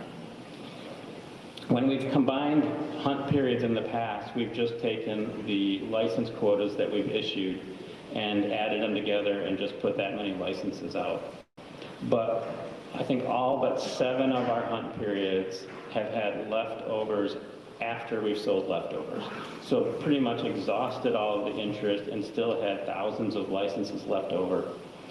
I suspect that when we combine units like this, we'll increase interest in these drawing hunts. And so rather than just throw out that large number that wasn't being utilized, we took a look at how many people actually bought licenses. We'll issue that number of licenses so we're not reducing any utilized opportunity, and then just adding 10% so that we're a little more liberal with the number of people that we expect to be out there in the field. Unit NN's quota would be 18,000, Unit ZZ would be 8,000. These quotas are based more on expectations of hunting pressure and possible interference rather than any population concerns. So the NN has more licenses because there's much more public land available in the Northern Lower than there is in the Southern Lower. We're proposing a 4-week late season for public land in ZZ. That gives opportunity for a longer season on public land in the Southern Lower. Same quota as before, because again, that's based on just the possibility of interference or more hunters on those state game areas. I'll talk about NN's late season opportunities at the next slide. And the final bullet is just, we're proposing retaining the current regulations in the Upper Peninsula. So they currently have a 6-week season. They currently have a quota. It's a drawing hunt. The quota is 6,000. We're proposing no change there. Staff in the UP were pretty comfortable with how things were going up here. It's a lot of opportunity already. We didn't see any reason to make any changes. So for the over-the-counter hunts, we're proposing retaining the 301 ZZ private land hunt of 6 weeks. It's our most popular hunt. We're selling about 100,000 licenses right now, and the current quota for 301 is 50,000, so half of hunters are getting that license, and we sell out. We're proposing removing the quota for the 301 hunt. As I talked about with the population graphs, we have a lot more freeboard in the Lower Peninsula. We're seeing pretty good success numbers. We're not seeing interference numbers very high in those on private land in the lower, so we're comfortable with that. We're proposing retaining the 234 hunt as a 4-week season for private land statewide and public land north of ZZ with no quota, which is no change. And this 234 hunt is the opportunity if you wanted to hunt public land in the NN unit. That's why we don't need a drawing hunt for that 4 weeks for NN in the Northern Lower. That's all of the complex season structure changes. One other opportunity we want to offer is we currently allow mentored youth turkey hunters to hunt throughout the length of the season in any unit they choose. They can move throughout the state through the entire season dates, regardless of what the season dates are for everyone else. We had some requests that we expand that to include all youth hunters. So this would expand that opportunity for youth 10 to 17. It just gives more opportunity and flexibility. If you have a mentor or multiple mentors that might be scattered across the state, you don't have to pick where you're gonna go. You can have an opportunity to move around a little bit. I don't think this will impact harvest. We're not talking about a lot of people. We're not proposing any new youth season. This is entirely within the framework of the existing seasons. So that's a proposal that we're making for youth opportunities. A big change that we're recommending this year is the use of mandatory harvest reporting. Some form of harvest reporting has been requested by our primary stakeholders. We're hoping this will improve data quality due to declining survey participation. So I think 2024 or 2025 was the first year we got below 40% response for our mail survey. And when you get that low of a response rate, you get concerned about non-response bias, about why are 70%, what's happening with 70% of turkey hunters. So we're hoping we can get some higher quality data through harvest reporting. It's faster data, which makes socially interesting summary stats pretty cool. They might not be something we use as a manager, but just people like to see how many turkeys got harvested opening day. I see the publications come out with deer. Those kinds of things are interesting. They get people excited about the season, so it'll be nice to have that. We'll still have an issue with harvest effort. So we typically collect harvest effort information from successful and successful hunters. We can't collect that through harvest reporting, so we're going to be looking at some potential ways to work around that problem. Reporting within 72 hours or before transfer possession, same as deer. For anything that we could retain and replicate with deer, we're proposing that. So this will look very similar to the deer process. You need to retain the associated harvest confirmation number. This is probably going to be too small, but it's going to look very much like deer. You'll go in, enter your license number, the date of the hunt. It'll give you a confirmation page, make sure that you got to the right place. It's going to warn you that you should remember the dates you hunted and have your map ready to know where you hunted before you start. Then we'll ask, basically try to replicate the harvest survey that we do now, the mail survey. So what day did you harvest your turkey? What county? How many days did you hunt there? Did you hunt other counties, and what days did you hunt on those? That helps with that model to be able to generate the population index.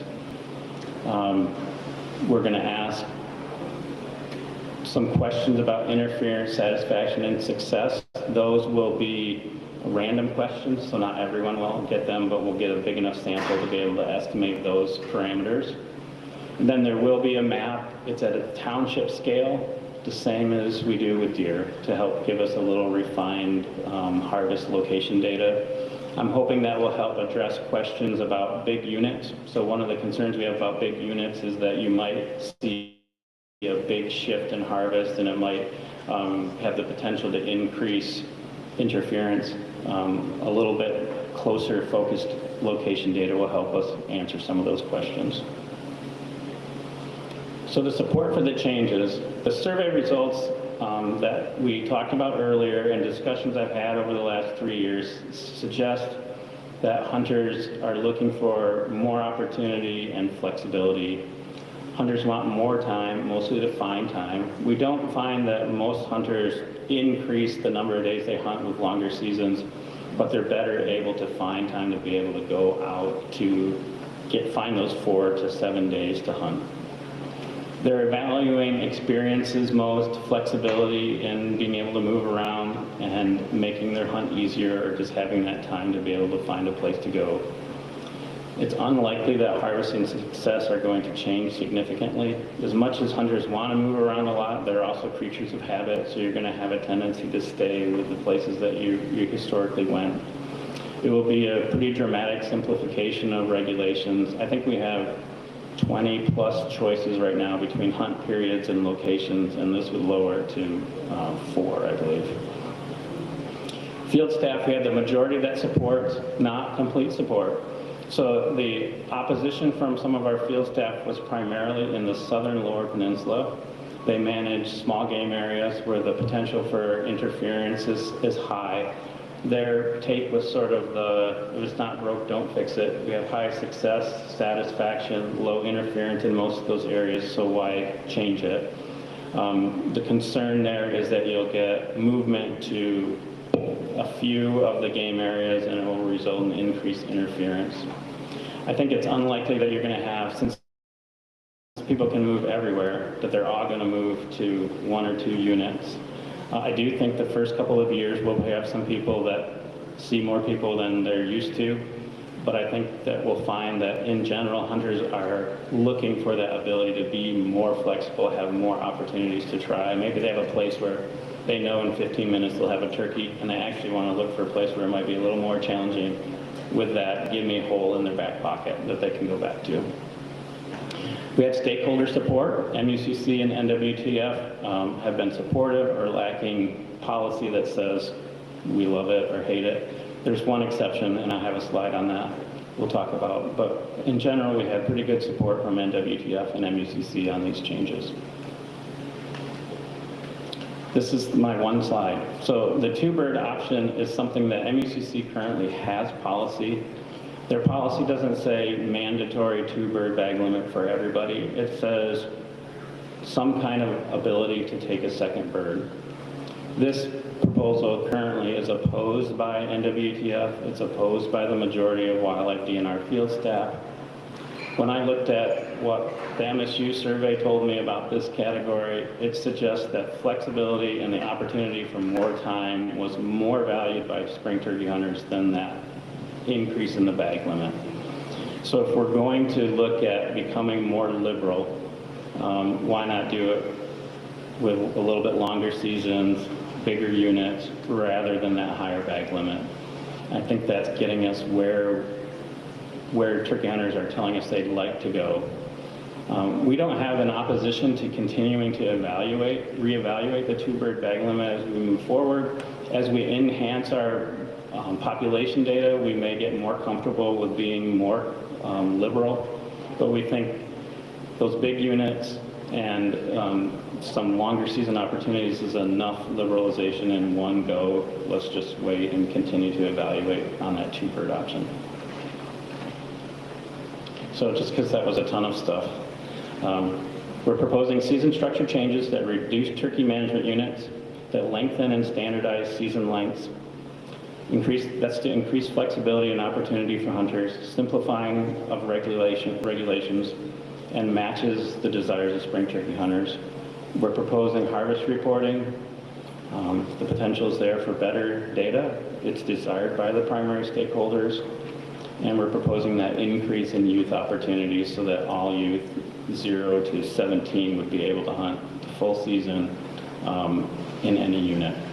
One change that's not obvious in my slides is we currently have a split season in a few units that is the first week we're open for turkey hunting, and then it adds the first week of June. We're proposing eliminating the June week altogether. We had low participation.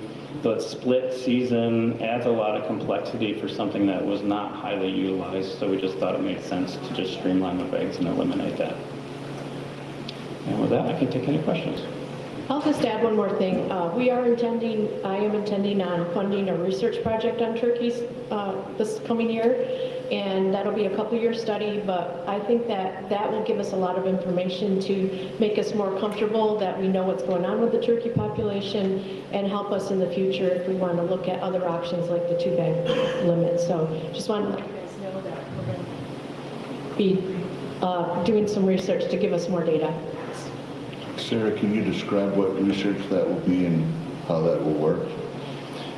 I can talk about that a little. That was the one bullet I had earlier in the presentation where we're looking at some hen success, hen survival, hen success, nest and brood success rates, some urban turkey work to try to refine what's going on with urban turkey populations, and probably some banding of male birds to look at what proportion of the male birds we're removing. And then we want to take that hen information and incorporate it into our model. As far as I could determine, maybe you can remember something from way back, I don't think Michigan has ever done any turkey hen research or nest success research. I'm unaware of it. So we have no data. I'm happy to borrow from other states, but when you're looking at hen survival, nest success, brood rates, you can't really take that information from another state and utilize it. So we're trying to be efficient with that research, and this is what all of our work has suggested is the next step for turkey knowledge. Question? Yeah, first of all, I'd just like to say that I really like simplifying the zones. Anytime we can simplify our regulations for the state of Michigan, I'm all for it. I think our regulations, generally speaking, are too complex. I do have a question regarding the mandatory harvest reporting. What's the intent behind having a hunter retaining the confirmation number? The confirmation number, it allows them to prove that they've submitted, and it gives them, so if it's mandatory for submission, if someone were to ask, did you submit your record? Yeah, here's my confirmation number. So it's just for their ability to do that, to be able to say, yep, I've submitted. If they've submitted, we can check. Should be in the system. Yep. So then we're making them still do an extra step of hanging on the confirmation number. Yeah, and I think, I'm trying to think of my own deer hunting experience. I think you get an email that just has it on there. So the retention obligations would be just don't delete the email. Yeah. Well, a couple things. Number one, did you see late broods this year overall? Reports of them. I had a very late brood on my property. I mean, like very late. I've heard some, yes, I've heard some calls about mixed broods where they were, very small but flighted and then almost adult. So I've heard some, not an overwhelming number, but some. Okay. Just curious about that. I applaud your efforts to try and retain the quality of our hunt in Michigan. When you look at, and I've been to a lot of other states and heard from a lot of other states, as you know, they're seeing dramatic declines. And there's a lot of angst about the turkey declines across many, many states right now. So even though we feel like we can be a little more liberal, I urge us to be cautious, that we not go too far. We're seeing the old formula in terms of what you can harvest and what production is changed dramatically over the last 20 years. The other part of it is the quality of the hunt. I have some reservations, like your managers, just because those years where we have articles in national magazines talking about specific game areas, we were inundated. And so let's hope we don't get those articles this year. But anyhow, kudos in terms of using the data. Thank you. Are there any other comments? Questions? Thank you. Thank you. Thank you both. Next on the director's report, we have Wildlife Habitat Grant presentation, and we have Bill Scullin with us today and Dr. Clay Buchanan, both from Wildlife Division.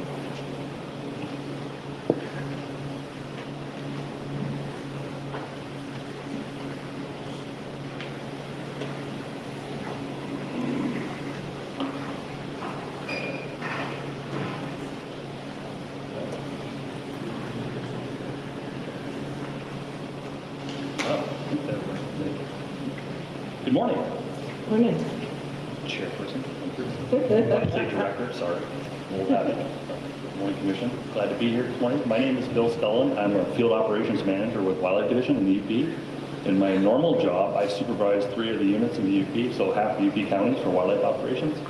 But I also have a very unique role that I supervise one of our grant projects. And this goes back a long time ago for the Deer Habitat Improvement Partnership Initiative. Started back in 2009 under your leadership. Only thing I wish I could go back in time and do is pick a better acronym for it. The hindsight of 17 years of this, yes. Thank you. So the DHIPI grant, or the Deer Grant as locals usually call it, is a unique grant opportunity we have in the UP. It's UP-based, and what it's designed to do to focus on, it's a bridge for us to work with private landowners. We have very effective mechanisms for working on state ownership through our normal processes. We also have very effective bridges to work with our federal partners, our industrial forest partners. But this is a chance for us to reach out, because we have not historically had a very active way to reach effectively and influence what happens on private lands as far as deer habitat goes. So this grant is specifically designed to do that. When it started in 2009, 17 years ago, it only had a $50,000 initial pot of money that we used for this. Through success, after 7 years, we bumped it up to $100,000. In the last couple of years, we've actually had such a good crop of grant applications, we've exceeded that, and we've had opportunity to add more money to the program. We've remained constant with the 3 primary goals of this program. It's strategically designed to build community conservation. That's how it works. That was from the inception. Recognizing that $50,000 or $100,000 is not a lot of money. And we talk about private landowner trying to influence them what they want to do on deer habitat. You know, if we had to give that out, everybody wants to do a food plot, everybody wants to do that, you know, and we would not be effective in trying to influence what happens on the broader landscape.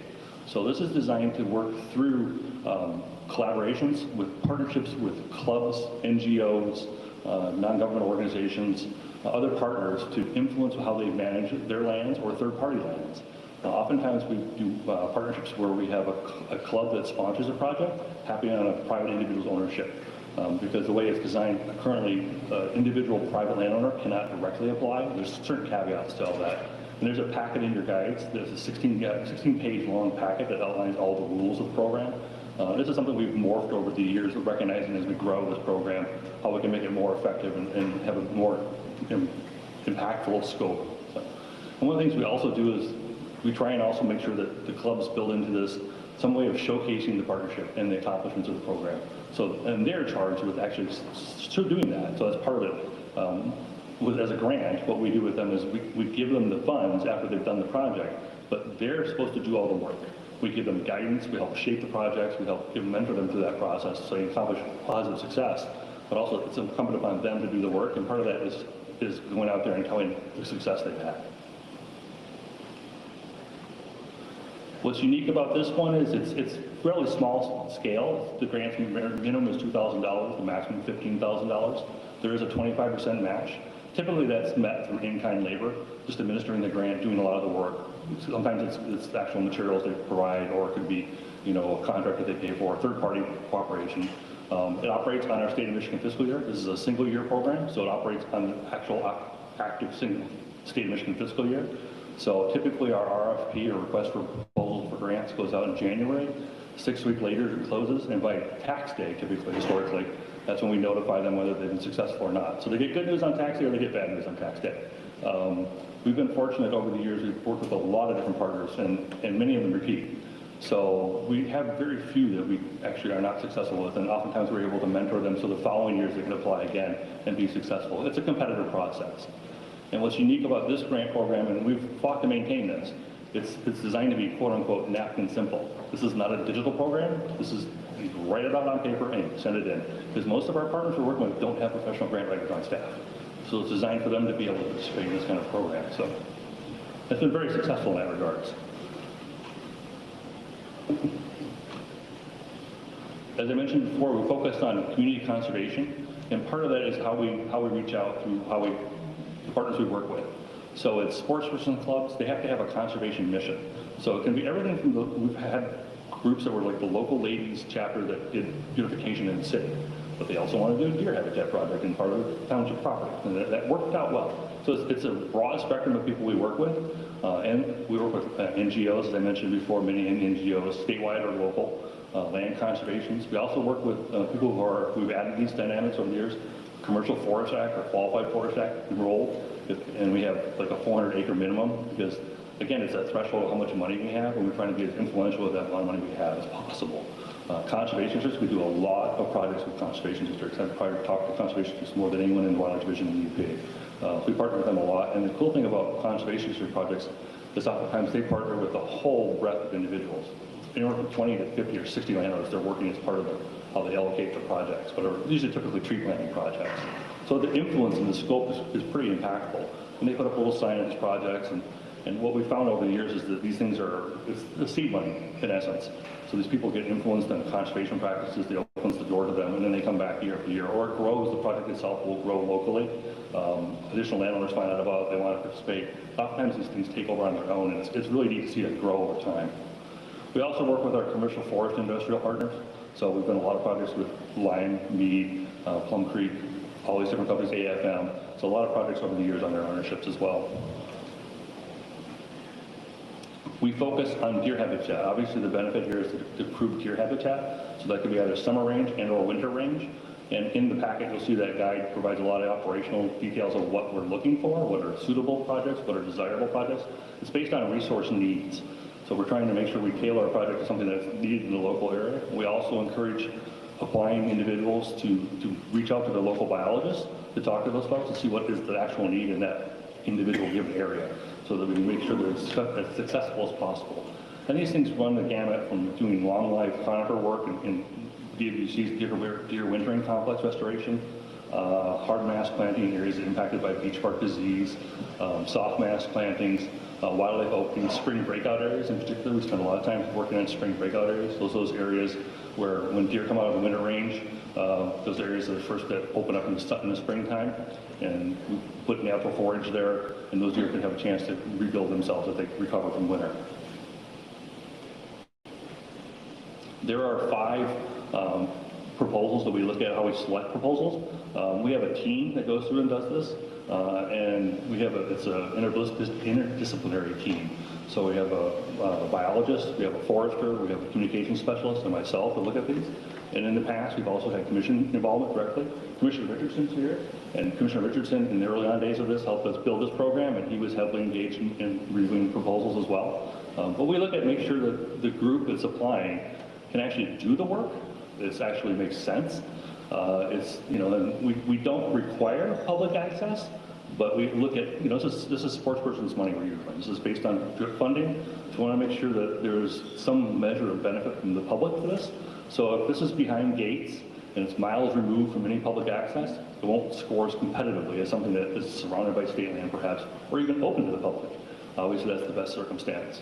And then we also look at how much they're going to do in their proposed match. Oftentimes we find that many projects grossly exceed the 25% match. Many times it's 100% or beyond that. And also what is their communication strategy? And sometimes it's as simple as they're going to put up a sign at the project. Some are much more in depth than that, and you do a lot of media outreach and things of that nature.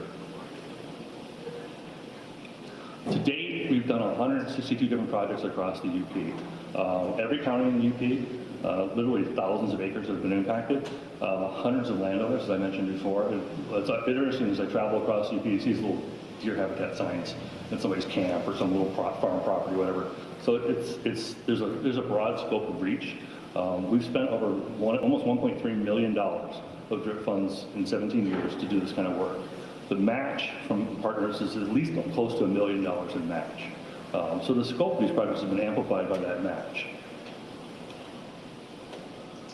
As we look at how we break down our projects, as I mentioned before, we work with conservation districts a lot. We've worked with, I think, every conservation district in the UP at least once.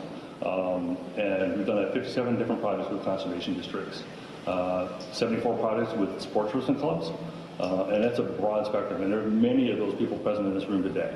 I could turn around and ask them all to comment on it. I think most of them are satisfied with what we've done and the relationships we've built. And that was one of the original tenets of this program, is to build relationships. And sometimes these were groups that had no interaction with the DNR. I think specifically of the far west end of the Upper Peninsula, where we had no real active presence. And reaching through projects with some of those groups over there, now we have a good rapport with them. And it's led to other collaboration opportunities, which has been very, very positive for us and for the groups themselves. We work with industrial forest landowners, and also uniquely with school forest projects. Those are kind of a subset, especially to the west and up the peninsula where we have a lot of active school forests. Excuse me. Now, this is a unique story I want to share. This is a project we just did this year with Will Hall. He's a senior at Burt Township Schools in Grand Marais. And this is the first time we've ever had a student author a grant. This came in and our committee looked at this and we're like, okay, this is outside the norm. How do we deal with this? And it was a good grant proposal. Obviously, as an underage student, we can't fund that project through him. So we partnered with the Elder Conservation District. They parented the project, working with the school administration, school superintendent, school's principal, and they did a $10,000 tree planting project. There are 38 students in that high school at Elder County. Every one of them was involved in this project. And the community rallied behind this young man. And what's cool is he wants to go into conservation in some capacity or another. And he has an interest in grant writing and things like that. So this is kind of, not only do we get work done, we've got partnerships there. The school itself now is engaged, and they want to kind of see about other opportunities for them to participate in conservation, not just in grants or deer habitat, but other ways for the rest of their student body to become engaged in this. So it's been a very unique and rewarding process, and we did some stories on this, and it was actually picked up on the AP nationally. So it's been a kind of successful thing. And the young man in the picture, I remember the first time I went out there on site with him, and I asked him, I says, okay, you're going to get a lot of media attention, so here's the phone, let's do an interview, impromptu. He actually did a pretty smack-up job. I couldn't get the video to work, but for a 17-year-old kid, he did a pretty good job. And it's been rewarding to work with people like that. And there's been many, many success stories over the years, and it's been very, very satisfying to do that. And I think we are indeed having a positive influence on how people work with the DNR and how we can actually impact deer habitat across the landscape. And that's what I have for today. Any questions or comments from the commissioners?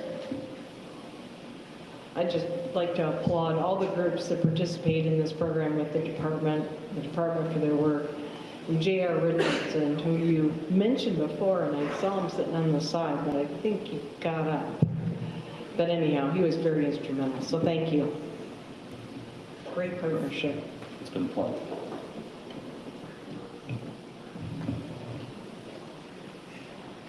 Okay, hi everybody. I think I'm next. Y'all weren't kidding when you said hot seat. It's working. I'm Clay Buchanan, run the Wildlife Habitat Grant, and many of the concepts are very similar to what Bill was talking about, so I'll try to move through this fairly quickly and save some heat from everyone. So this started in 2013 was part of the license restructuring. The previous time, hopefully that happens again soon. The first grants were awarded in 2014, and the development of the program happened about that time, and I came in a little after that. Similar to what Bill was talking about, there's two real main objectives: putting habitat on the ground and creating those partnerships. And we try pretty hard to do both of those fairly equally.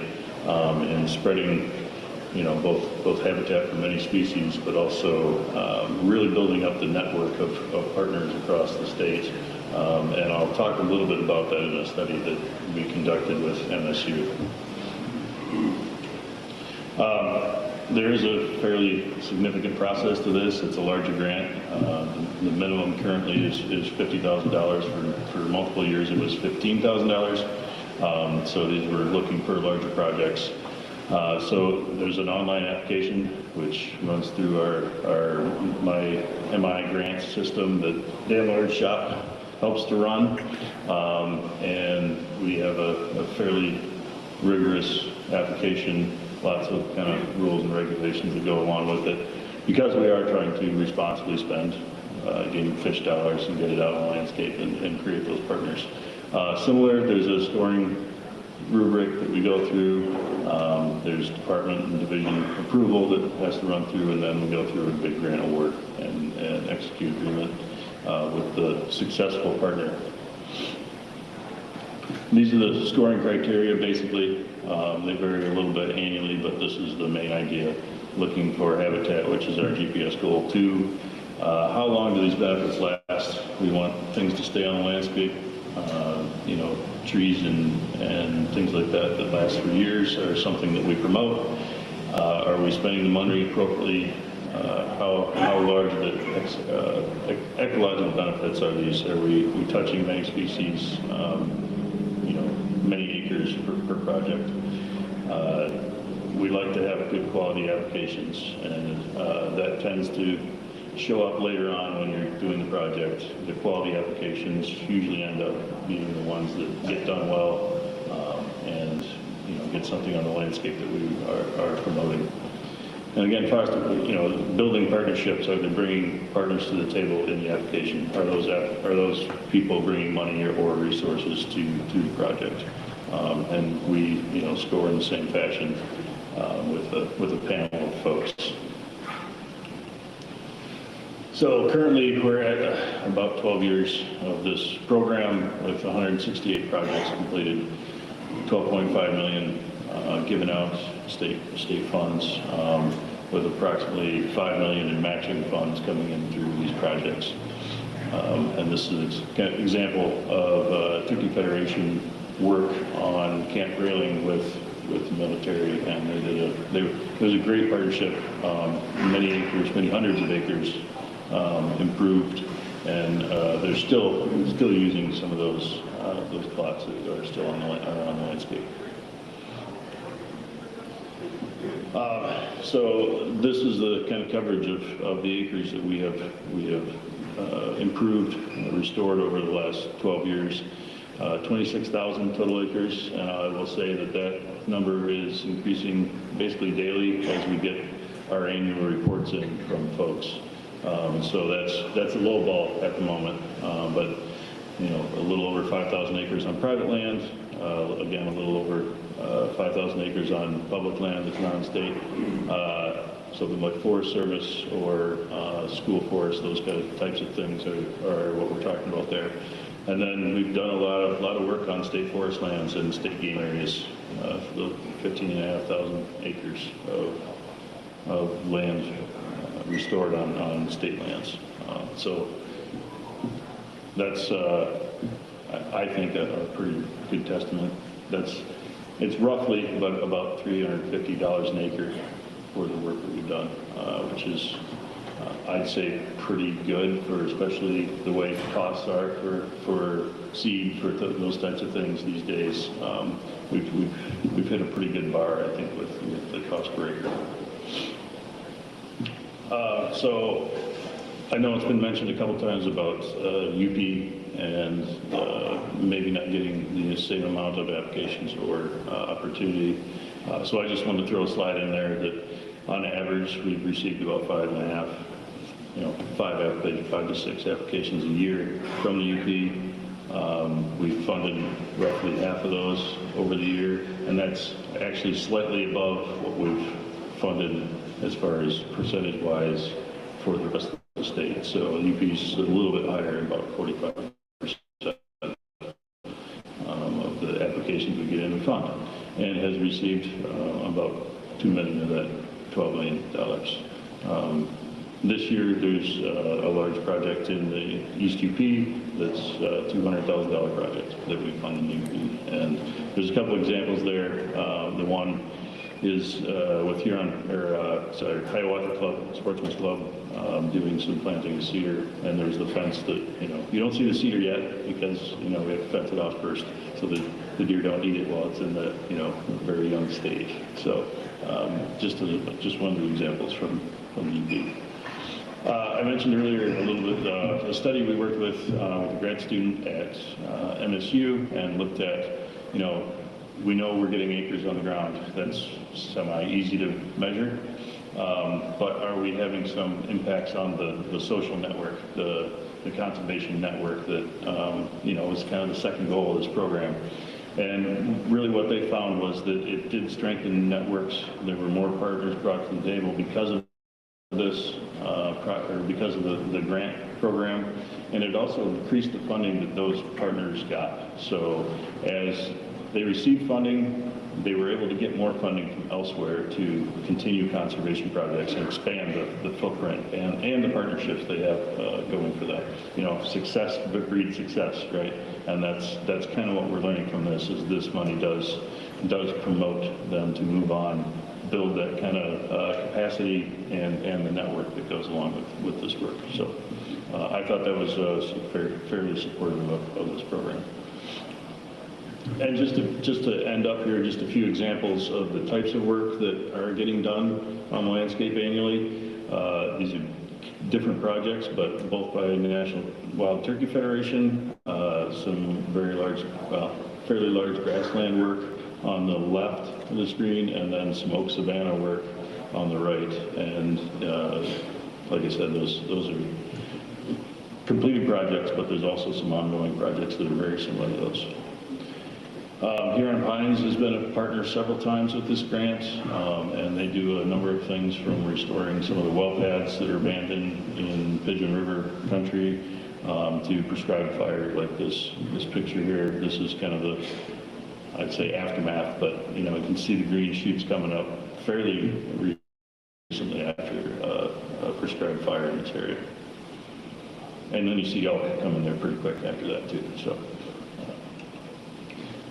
Grand Traverse Conservation District, I think Commissioner Fewens, we talked a little bit about the Boardman. This is actually one of the dams, behind one of the dams.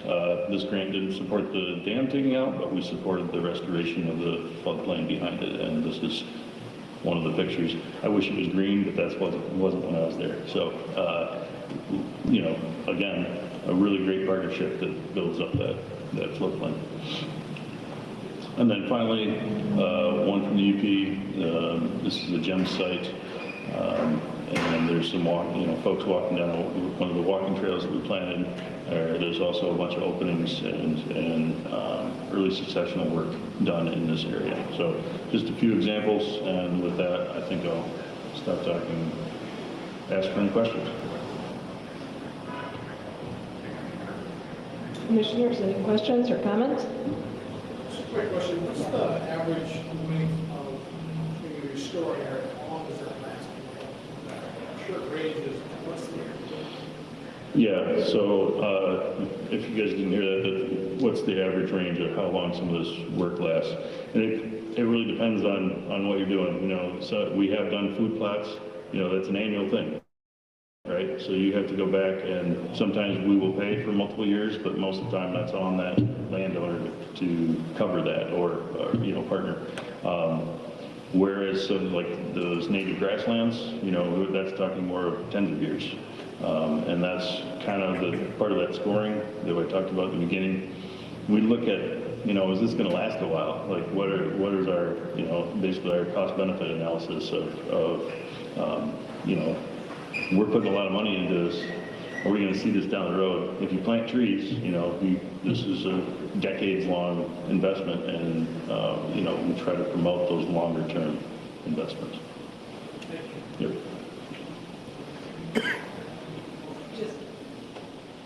As you work with tight budgets, I just encourage you to recognize what this is able to leverage in terms of private funding out there. As, you know, having worked on the other side of the aisle, it is usually the first dollar laid on the table, and some of these organizations can leverage those dollars pretty far to get a lot of work done. So kudos on this program, and I hope it continues despite some of the challenges ahead. Thanks.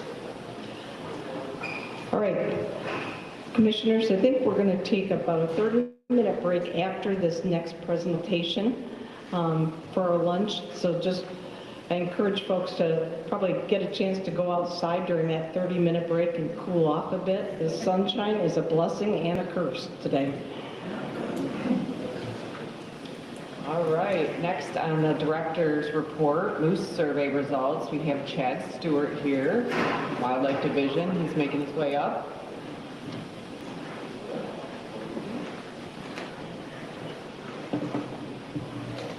All right, good morning, Commissioners, Deputy Director. If you turn your back to me at any point during this talk, I will not be upset, because I'm just assuming you're getting sun on the other side of your body at this point. Appreciate the opportunity to bring forward our results for the moose survey that we just recently completed this winter. I think this presentation will be a wonderful complement to the talk you're going to hear next from Tyler and Aaron.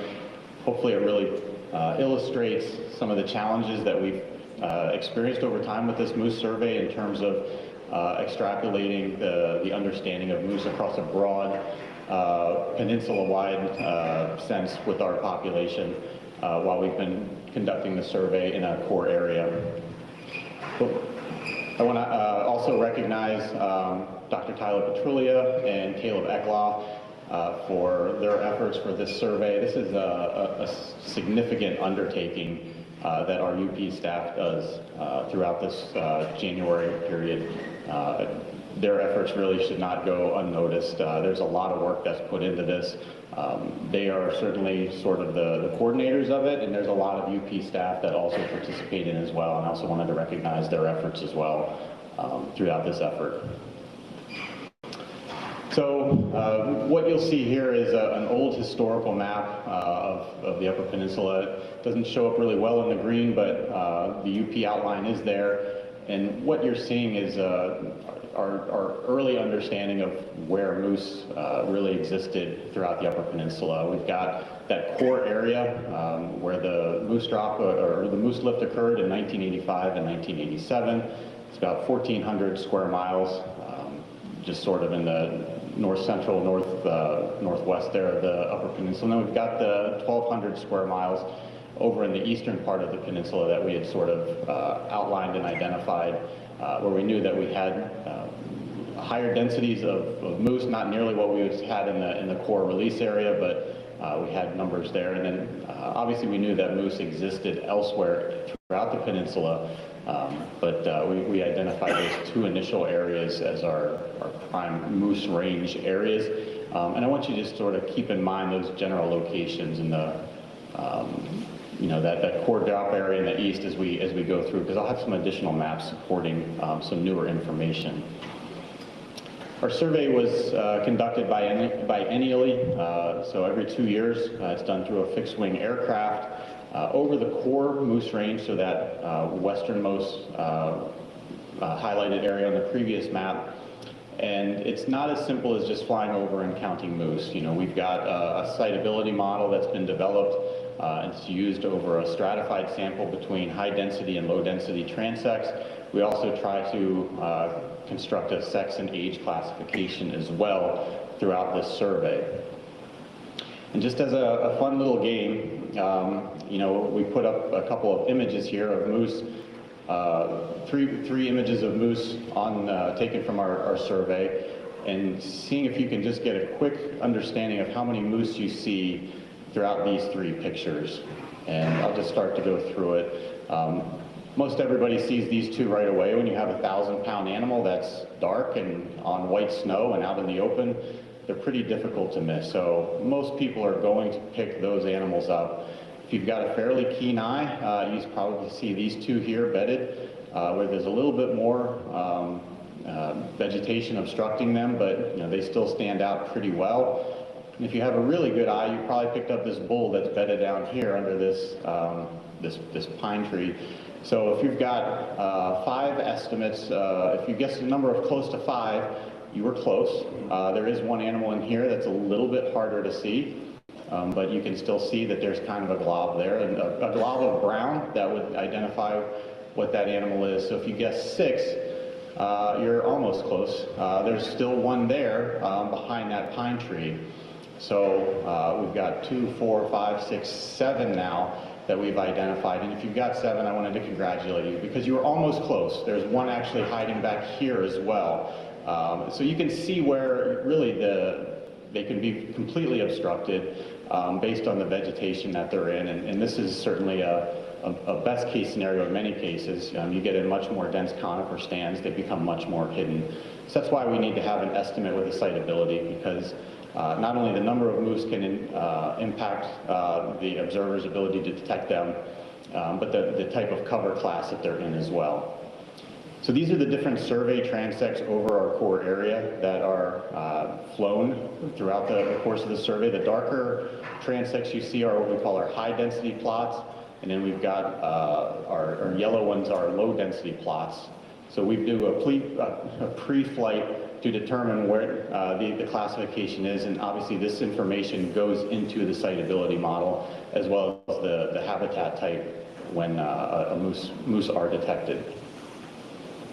So getting to the results, you'll see that the estimate for the core area this year was down substantially. Our best estimate is down substantially. So in 2023, we estimated about 426 moose in our core area, and you can see that the standard deviation around that was about 47 moose as well. So we've got a wide range there. We've broken down the estimates between in 2023, 283 in our high density plots, 143 in our low density plots.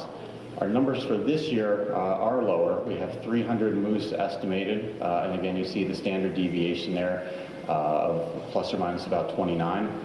But you'll see that the numbers in the high density are very similar between years. So that's the numbers above the yellow and green box. So a difference of 283 and 257 is our best estimate for those high density plots. Where we realized the decline this year was in our low density plot, or transects, 143 down to 43. So this really starts to indicate that there might be some habitat preferences occurring in these areas. And I wanted to talk a little bit about this here as you see the overall trends that we've seen. So the blue triangles that you see are the individual numbers of individual moose identified, and then the red circle with the vertical bar with the variance indicates our best estimate. Again, this is just for that western core area. So those confidence intervals do overlap between 25 and 2023, but we do suspect that the overall numbers have experienced a decline. We did see a 10% growth early on throughout the 90s and the early 2000s, but that population in the core area has fairly plateaued in recent years. So we're now down to about a 1% decline over this core area from about the early 2010s to 2010s. We also look at some other metrics that are included, specifically the bull to cow ratio, and we are seeing that the number of bulls per cows is on a decline. We've seen that number much lower in recent years. Same with the number of calves per 100 cows. So what happens is when you start getting your bull and cow ratios start to be offset, the concern is that the number of cows that are getting bred starts to decline. So when you start getting declines in that ratio, there's concerns that it could ultimately lead to fewer calves and calves per cow ratios.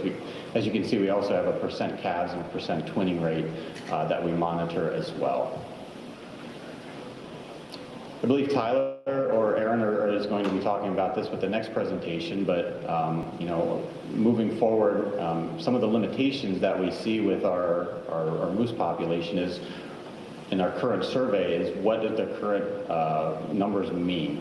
Are we actually experiencing a decline in our moose population across the entire Upper Peninsula, or are we just seeing fewer moose in the core area and they're utilizing habitat outside of that core area which is not being surveyed?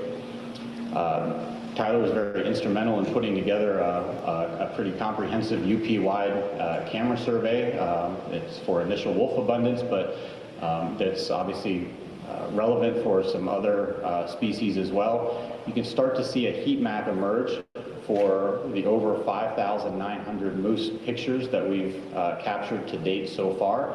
You can see that historically much of that western core area is still where we're finding most of the moose and the moose detections, but it is even broader and larger than our initial core area. We're also seeing hotspots emerge along the Wisconsin line, and then as you reflect back to that initial historical estimate for the east side, you do see that we do have obviously an eastern sort of subset population. That's probably not the right terminology, but we do have moose obviously on the east side, but not nearly captured at the same level in the densities that we're seeing in the core area.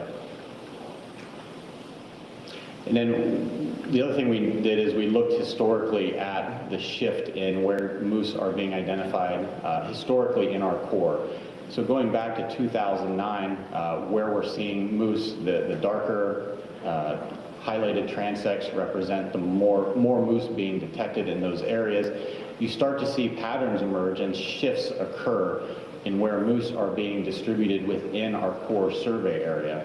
So it again leads to us thinking and wanting to know more throughout the development of this research project that moose are clearly shifting their habitat preferences within our core area. It also stands to reason that they could be shifting outside of our core and developing a so-called new core or expanded core that we're not currently surveying.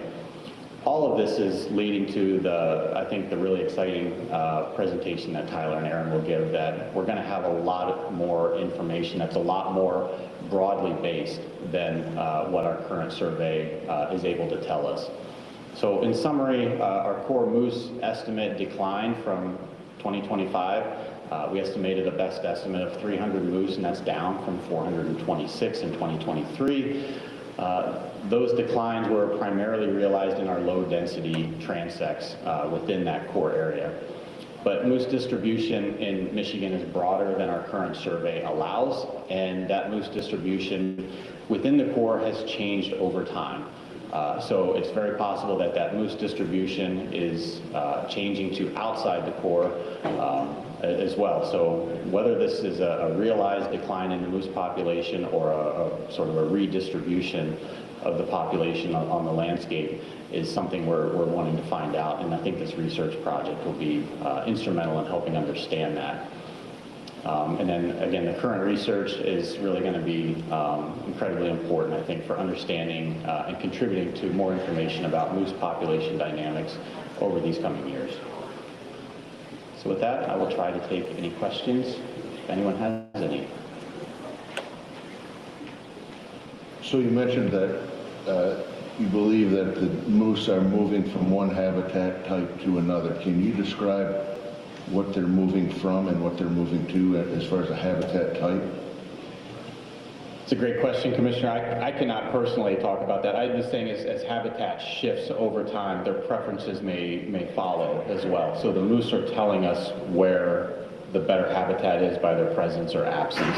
And what we're seeing is that presence shifting within the core and potentially outside of the core. I don't know if I could specifically speak to the specifics of the habitat. I don't know if we have the historical ground level truthing to be able to determine what that looks like. We're just seeing that there are more moose in areas where they previously were less dense and not necessarily absent, but in lower numbers, where 10 years ago was considered some of our high density plots. So it was alarming to me, not alarming, but jarring to me, helping out with the moose capture this winter compared to what I thought was the moose locations in the UP based on when I came up here and first learned about them and where they were detecting them. North of 41 is historically where we were finding a lot of moose, and I always associated that area north of 41 you know, in that core area as some of the strongest and best moose habitat. And lo and behold, this year we're capturing all our moose south of 41. So it's clear that there are very distinct shifts that are occurring in how they're occupying that core area. Well, and yesterday we certainly visited a moose site, and I think everybody was surprised as to where a cow and a calf were located 50 miles from the range and in a next generation stand. So it was a little peculiar, I think, to everybody, but maybe that cow thought there was good vegetation and good cover and good protection from predators. Food for thought. I just wanted to say the moose are going to choose where they want to go. It's our job to figure out why they're going there. So that's part of what the study is what's changing to provide them to go to a different area than we would expect them to be. And then what does that mean, and what can we do for future management to provide them what they're looking for? Other questions? Commissioner Nyberg. Thanks, Madam Chair. I have a couple questions, but I'm trying to narrow it down to the one I want to ask the most. And heads up, this is this is a, maybe not a wildlife division decision, but I'm curious about whether, with an understanding of the variety of impacts on moose population, including habitat, including forest management practices, including climate, including predation, but also deaths by vehicle collision. I know that's a problem as well. Two-part question. Do you have any information about the trend of vehicle collision deaths with moose over time? Are they relatively stagnant? Are they going up or going down? And the second part of that is looking at innovations that other jurisdictions have taken to mitigate wildlife deaths by having like wildlife bridges and high density traffic areas. I wonder if that's something that the department has communicated with MDOT about or are thinking of in kind of like a wish list type of infrastructure investment. Yeah, for sure. Great questions, Commissioner. For the first part, I believe there's some vehicle data in Tyler and Aaron's presentation. And if there isn't, I know Tyler could probably rattle that off the top of his head much better than I can. So I think we have that available for you. And yes, we've been certainly monitoring that. For the second part, yes, we have had discussions with MDOT about the potential with wildlife crossings. As you can imagine, they're complicated and probably big picture, long-term kind of discussions. But I think there's a willingness to continue pursuing those discussions. I think is probably the best way to do it. I think there's a lot of benefits, and we actually just received a grant this year to start mapping out really conflicts and impacts for wildlife, where these, on everything from moose, elk, all the way down to herp level, thinking about endangered species. So the first step is really trying to get an understanding of where these conflicts are occurring in Michigan, and then the next step would be start to think about ways to better mitigate what that looks like. And as you can imagine, something like moose or elk would be a much greater investment than sort of an underpass that allows a specific herp to kind of cross safely. Just to give you an idea, we've started looking at the crossing that might be necessary for elk to cross 75. And just to give you an idea of the price tag, it's upwards of $15 million to create that. So just that's kind of what we're up against.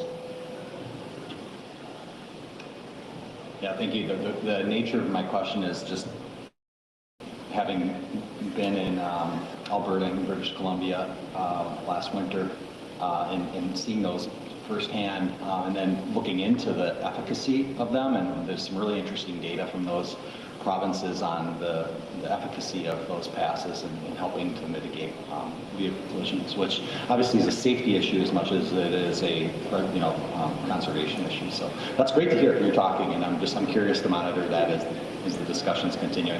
Major investments, but some of those investments may be worth pursuing. I just wanted to add a little perspective. In 2000, I worked on this project and was in the plains, and our goal was 1,000 moose by the year 2000. Obviously, that didn't happen, and it's even less now. So there are a lot of factors we're looking at with this research to figure that out. So kudos to the folks that are still working on this, and thanks for all your effort. All right, thank you. We'll take a 30-minute break. Get some fresh air, and we'll come back and finish up presentations so we can hear from the public.